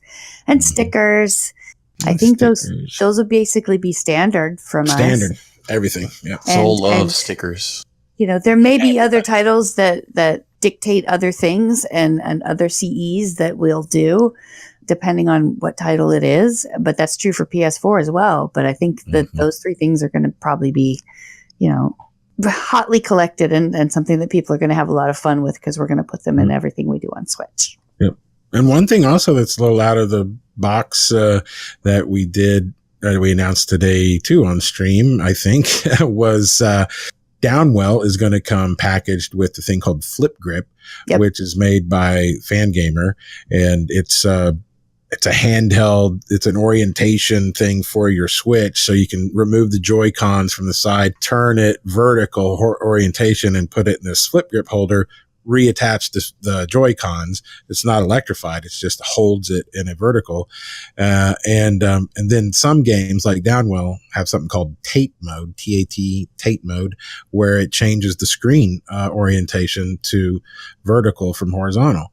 And so Ojiro, who and Mop, is part of Mop and did Downwell, he wanted the Flip Grip #1 because he thought it was the best way to play Downwell, was to have that orientation on the Switch.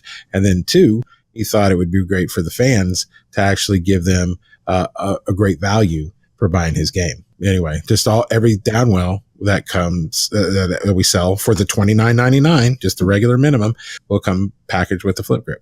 And it's also it's got a little something custom about it too. The Flip Grip is a one of a kind. Don't say too much. I'm not going to say what it is, but it's got a big picture. Too much. He's on the cover. But yeah, so we're taking other approaches maybe with Switch that are a little departure from maybe what we were doing in PS4, maybe through some partnerships with other publisher, distributor, fund makers or whatever. And, so I think we're going to, take the joy of printing on paper and tangible goods and trying to re-excite people that, when you put something in their hand and they actually go, ooh, what's that? I mean, that's what we're trying to do every single time.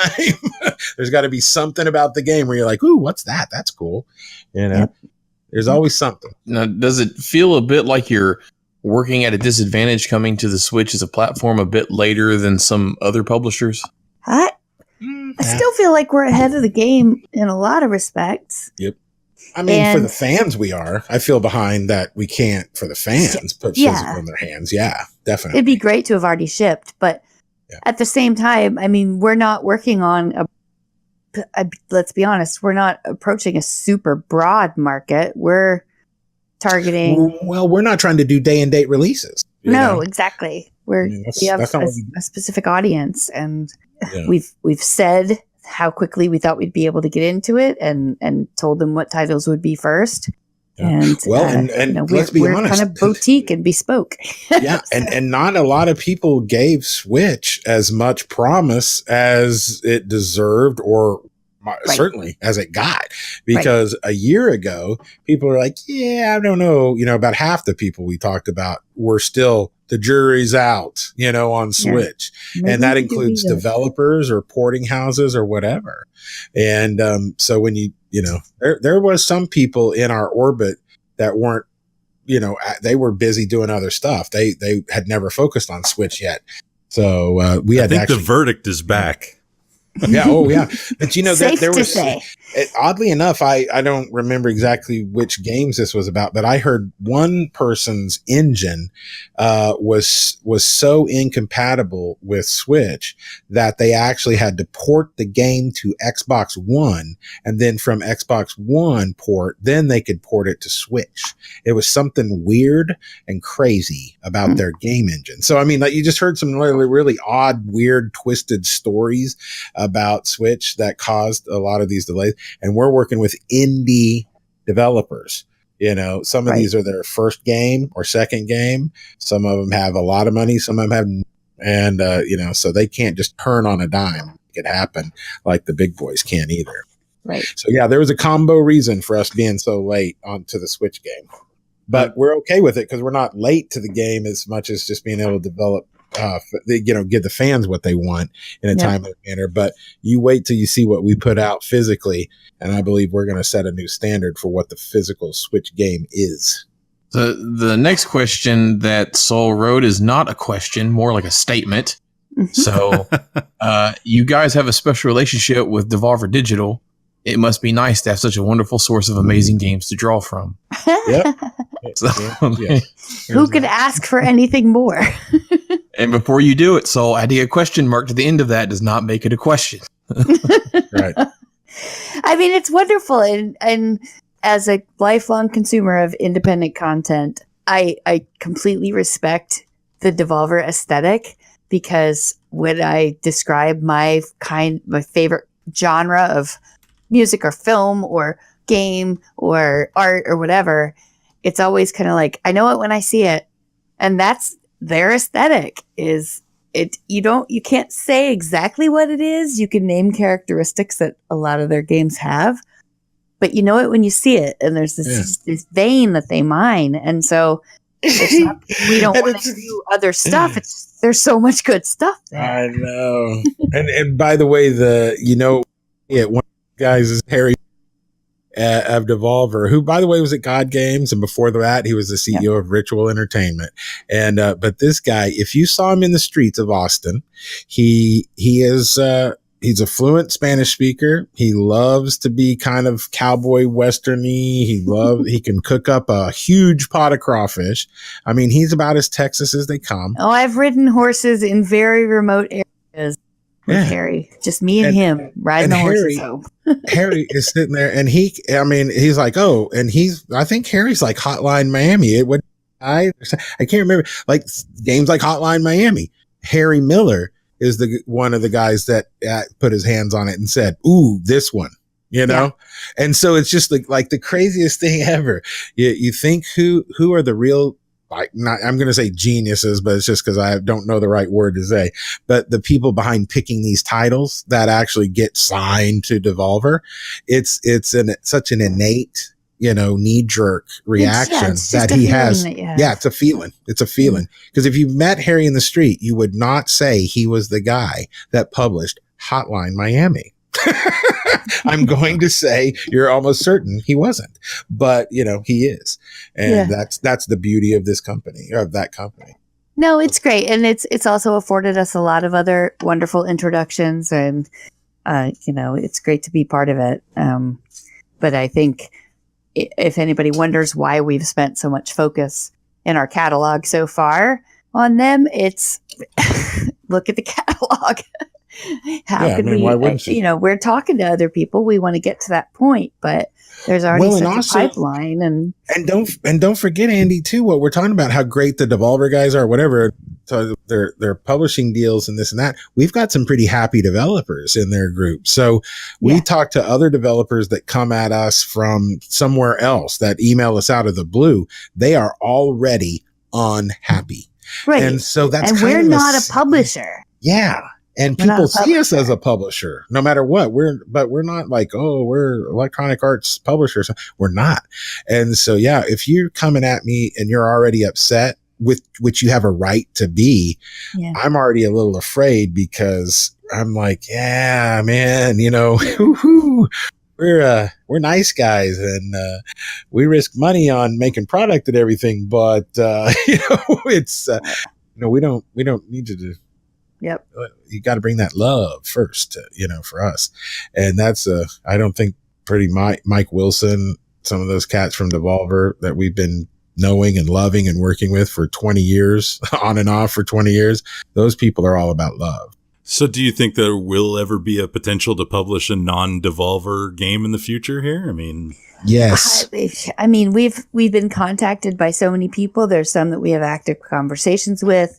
It's just, we're knee deep in it right now. Of course.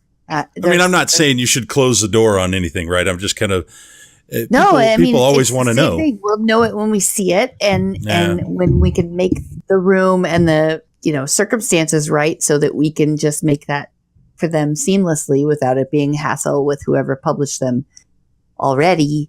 The deals in this world you have to navigate around them. And right now, this is where we're working, and we have a lot to do just here. But no, the door's not close to that at all.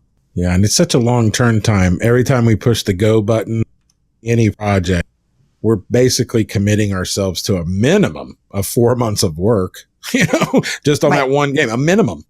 So here there are 2 of us here. I mean, we have other people that we work with, and we're really lucky to have a great ecosystem of collaborators. And often the developers are ready to throw their shoulder to the wheel as well, but not always. And sometimes they've moved on. And so there's a lot of heavy lifting that happens, and we're a scrappy little team. So, but there's room on the field for more players to bring more of these games to physical. Oh yeah! But right now, this is where we're starting from. It's a good place to start from. With your PlayStation releases, you guys worked with our friends Josh and Doug over at Limited Run to release some variant covers. Will that tradition continue on the Switch? Yes. Yep. Next question. Next question. We love them so much. They've been so good to us. They have shared, anything and everything that they know. They have helped to amplify the works that we were already, trying to promote. They've helped to amplify what we're doing. They've told us things under the hood. I can't say enough about how great they've been to us and for us, and expanding the audience. There are people who just want to buy everything limited run, and even though our product is not part of their official catalog, we have, we always do an alt cover with them, and I think there are people who are still considering that part of their collection there, and or their special reserve collection to have that alt cover.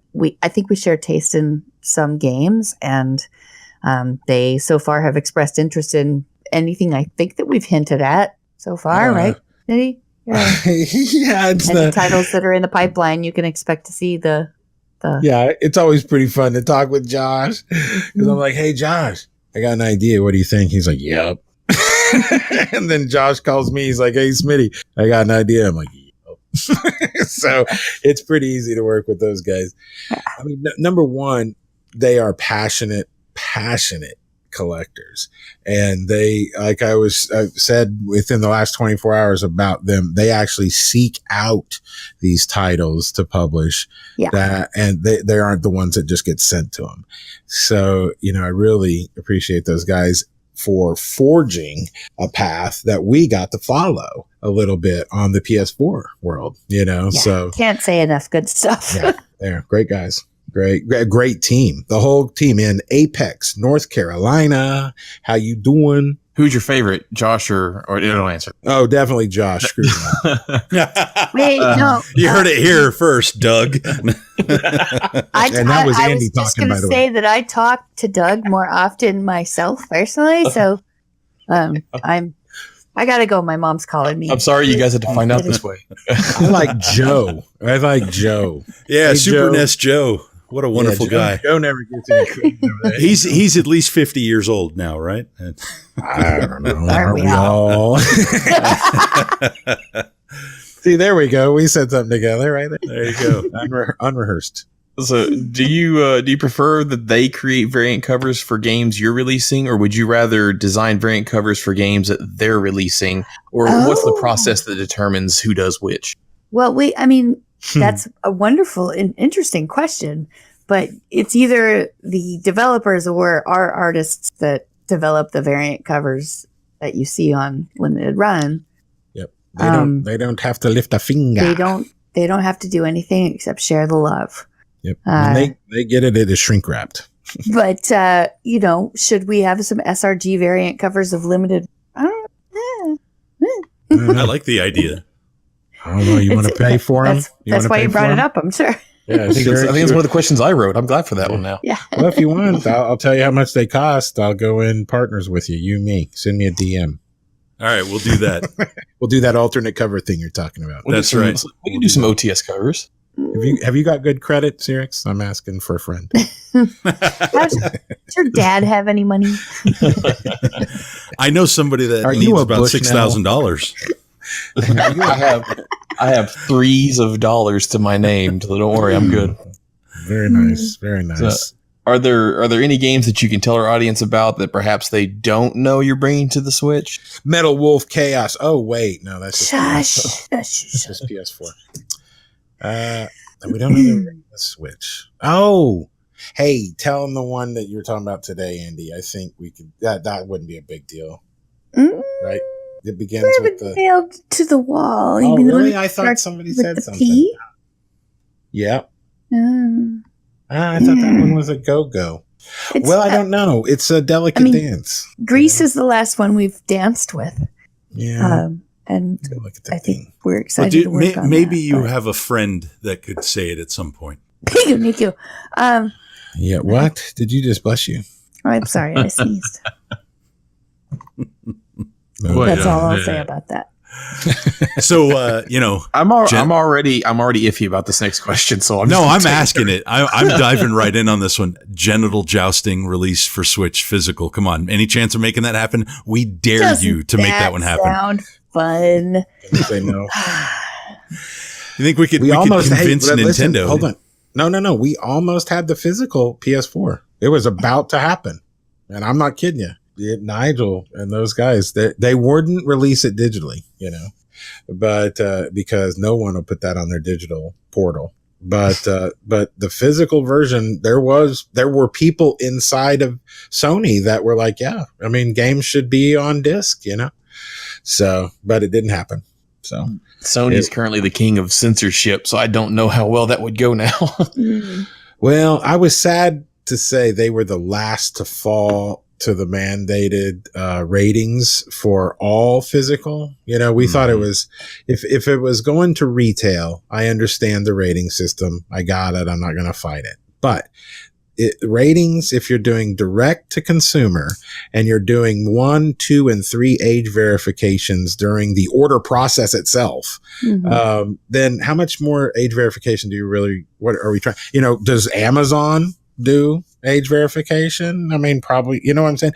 So it's just the fact that we had to screw up people's art and pay unnecessary fees for something that was going direct to consumer, where we could almost guarantee they were at least above the age of 14. What were we talking about here? So, I mean, it was, I still am a little raw about that damn rating thing causing nobody could censorship.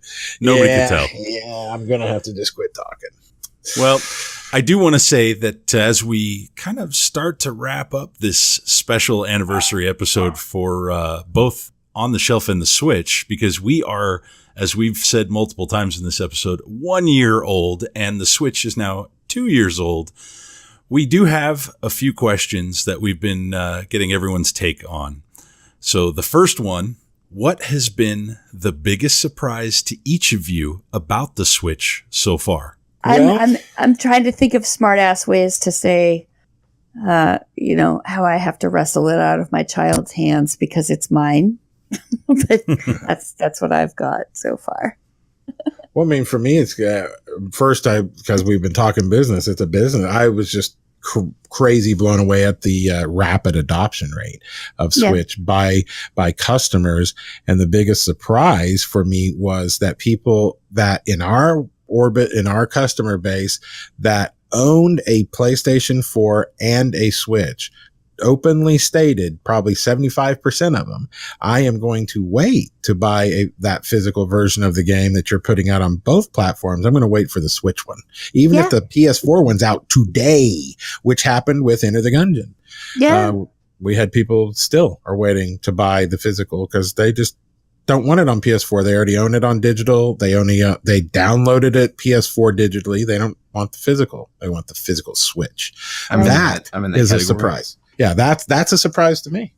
Yeah. It surprised me too. And I say that as someone who looked at the Switch and thought, well, that's tiny. Who's going to want to buy that? And then every time I want a game, I want to buy it. I want to own it. Like, I want that little tiny physical thing. I don't know. That's the kind of buyer that I am. That's the kind of player that I am. Yep. Fair warning to all the other console makers. That's, I've been also hearing other things that are a little not surprising, but the nostalgia of consoles that we might feel is non-existent in what is the millennial generation or the Generation Z. No, They it's have there.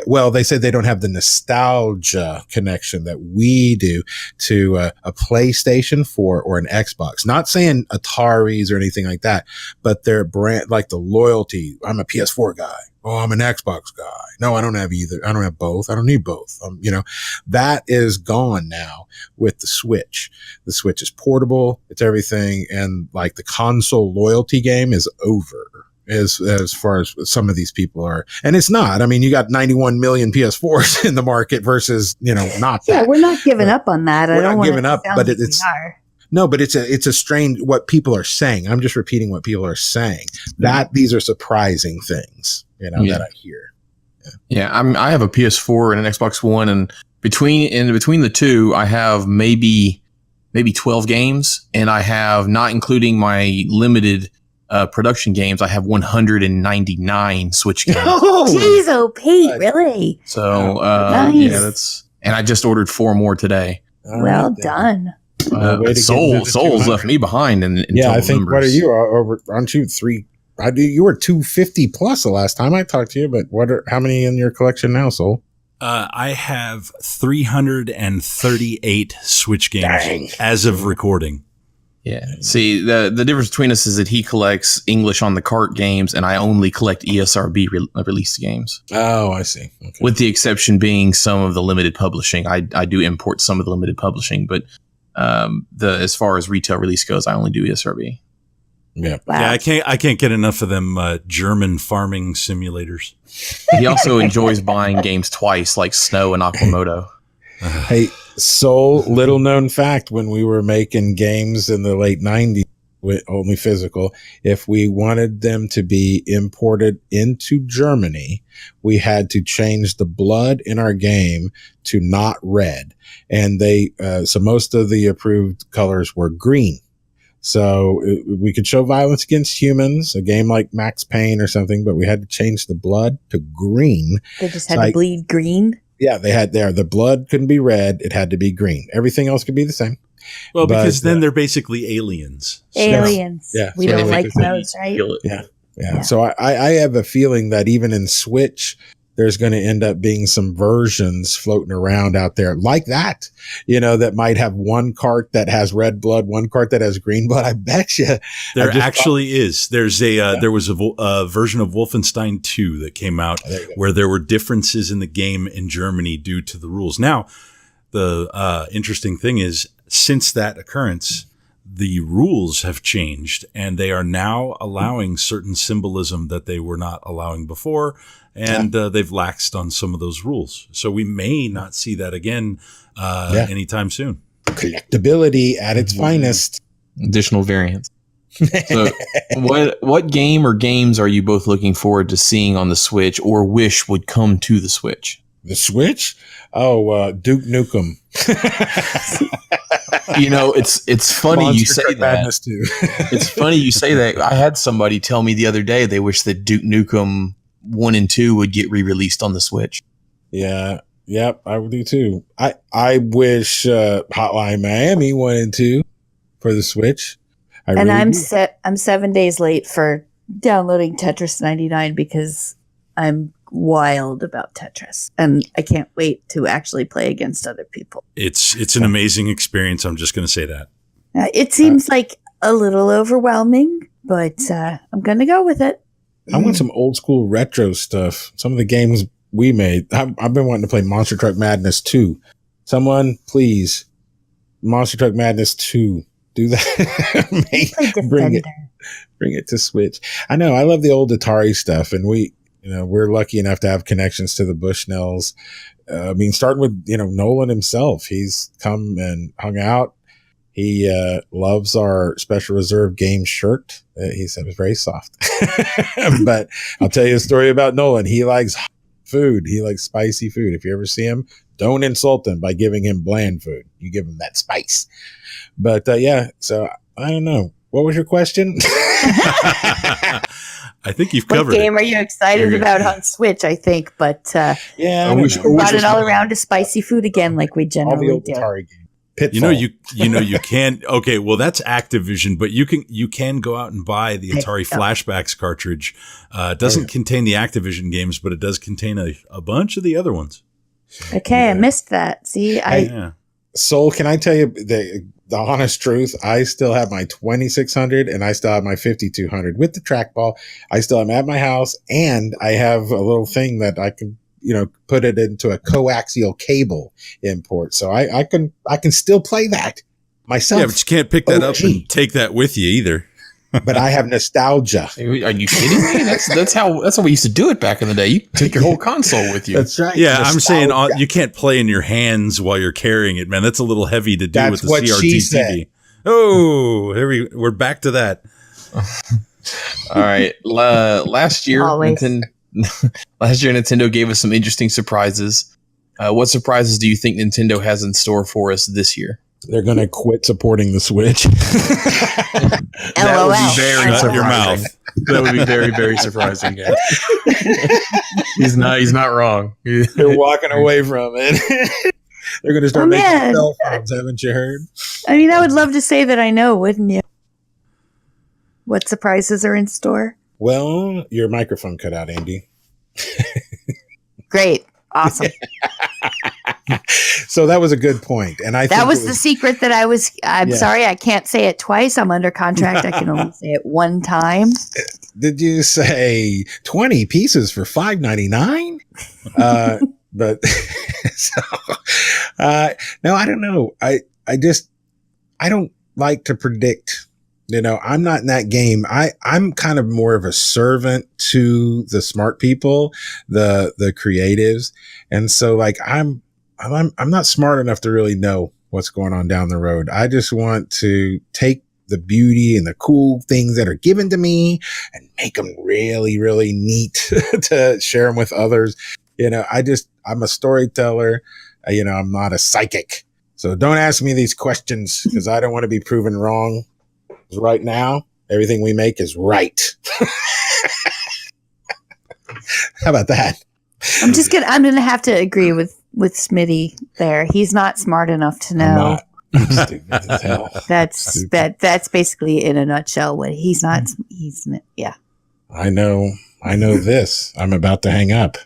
But other than that, Well, we've got one last question. no. Ask me anything. I know it all. I know everything. It's just Well, basically Andy. It's not you, sir. Don't worry. Unfortunately, this last question is our bonus question. Ouch. Hold on. Do you have any sound effects? No. No. We'll add them in Boing. post. The bonus. So basically, the reason we call it the bonus question is because it generally has nothing to do at all with what we talk about. It's just another random question about something else. Okay. Now, wait a minute. Before you go too much further, I'm going to say that I gave a hint so that Cyrix could write this. Yeah. So if this doesn't hit home, then you can blame him. Is it about my It is. mother? No. This one is for you though, Jeff. So, Soul told me that you and I share something in common, and so this is a sports related question. And the question, it's a two-parter. First part is, who, in your honest opinion, is the most currently underrated threat in the NFL? And the second portion is, why is it Amari Cooper?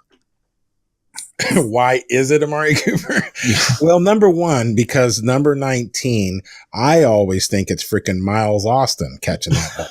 So he is underestimated because people think, number one, it's Miles Austin out there on the field. So I'm going to go with that as my number one answer. I totally agree with you. But if we don't talk about, I know he's not underestimated, but Van Der Esch. And I'm telling you, I mean, I love me a Sean Lee. God dang it. Do I love number 50? I love those linebackers. And unfortunately, I feel like the Sean Lee, Leighton Van Der Esch thing is going to be akin to the Tony Romo, Dak Prescott thing we had a couple years ago. I'm good. I'm whatever. Van Der Esch is the future. I mean, that's for sure. And he's a great kid. And he's, I live in Dallas. And so you kind of see these people out and about sometimes, and who's a jerk. around town or whatnot. And, some of those kids, like Jason Witten, my gosh, we were so lucky to have Jason Witten, on our team for so long. And around town, he was a saint. You know what I mean? He took care of people, so, as long as people on the NFL, they're doing that kind of thing. Hey, great. You can run fast and catch a ball, whoop-de-whoop. But what are you going to do with all your opportunity that you're given? Yeah, Witten is the only jersey I currently own. Oh, yeah. No, Witten is the only jersey I own. That's the only jersey I've ever purchased other than a throwback Roger Staubach. All right, don't make me regret giving him the information on the Cowboys now. We're going to turn this into a different kind of podcast. So I mean, I can Mark- talk about Mark Colombo. gallinaceous birds if you want. So me I to. can the reason why Souls it doesn't want us to go on about the Cowboys is because he's a Bills fan and he still feels really bad about the 90s. Oh my Lord. Well, I'd feel bad about every decade. Yeah, The pretty much. Buffalo Bills. Hey, No, man, but we're the only team to go 4 years in a row to the Super Bowl. That's still a legacy that can't be beat. I know. Yeah, And that's where that legacy stops. Like we don't talk about the rest of it. yeah. Shut up. I mean, we don't talk about our legacy. Shut up. I'm going to hang up on you. But I do want to say my last Cowboys thing. I am so happy that our boy Mark Colombo is the official O-line coach. He was the meanest SOB, number 75 on the line protecting Romo. And man, I love him and some of those guys off that line. So it's really neat to see people like that, like Colombo, come back in. He's great to have on the coaching staff.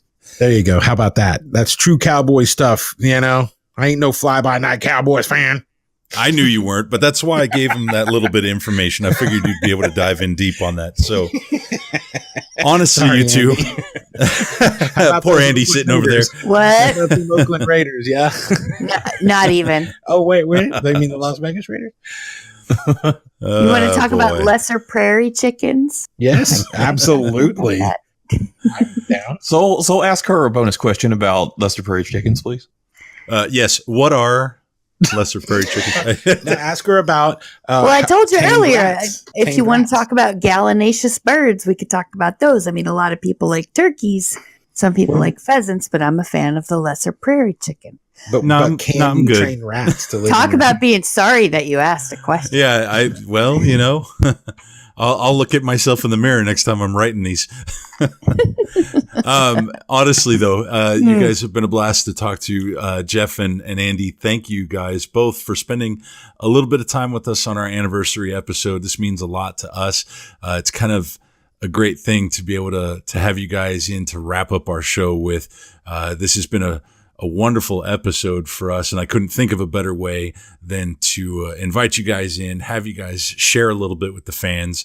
So, I kind of want to throw this last thing up there. If you guys have anything else that you want to say or share with our listeners, please do. I want to wish you guys a happy anniversary. Congratulations on all the things that you've brought and all the fun that you've had.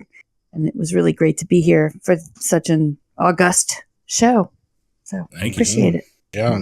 And following up on that, I would advise to the people that live with you and love you for not getting to see very much of you because your extreme dedication of, to sharing all this with people. So yeah, absolutely. My thing would be if you appreciate this podcast, let them know and interact and spread the word, because it takes a lot more work just to pre-produce something than just sit on the microphone and talk for an hour and a half.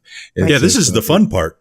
This is the fun part. This is the fun part. So yeah, my thing would be like, just like with anybody else, we support independent developers of art, creativity, whatever.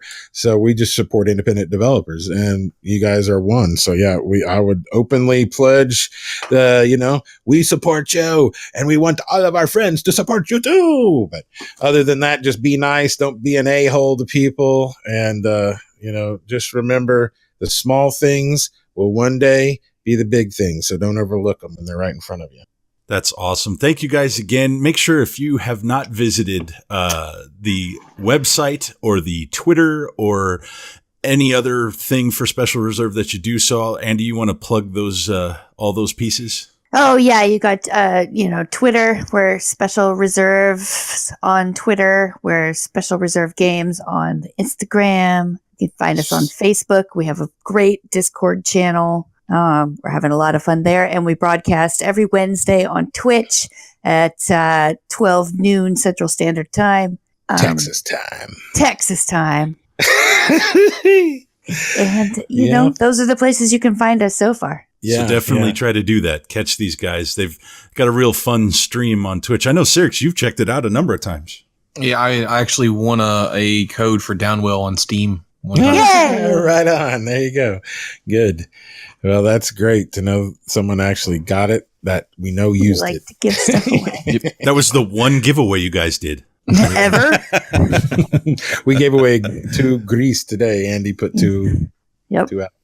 But yeah, no, appreciate y'all. And, maybe do it again soon when we have some more Switch stuff that we can actually talk about with dates and times and stuff. Wouldn't that be fun? It will be. That'd be fun. It will be. We would love to have you guys back. But for now, I think our time is up. So thank you very much for joining us. Thank y'all.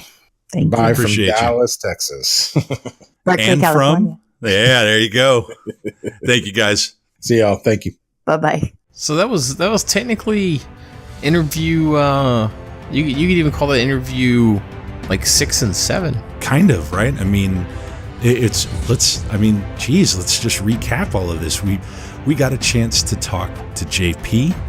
We got a chance to talk to Hardy Pace. We got a chance to talk to George Perkins, Jason Perkins. We had Desmond Wong from the Gentle Bros on. We had CM, the creator of the NS Collectors Discord and subreddit. We had Andy and Jeff from Special Reserve. Did I miss anybody? No, you don't got them. think so. You got them all. That's 8 different people. It's quite the packed show we have this time. Unfortunately, that with all that packed in there, instead of having our show run for 10 or 12 hours, we should probably start wrapping this up a little bit. Well, it has been a special year for sure, and I still can't believe that we get to cap it off with that Super Mario Maker 2 announcement. Yeah, we might need to fire up that new Twitch account and give people some more OTS options when that time comes. And from us here at On the Shelf, thank you again for spending some time with us. Don't forget to comment down below and hit those like and subscribe buttons, and we'll see you next time.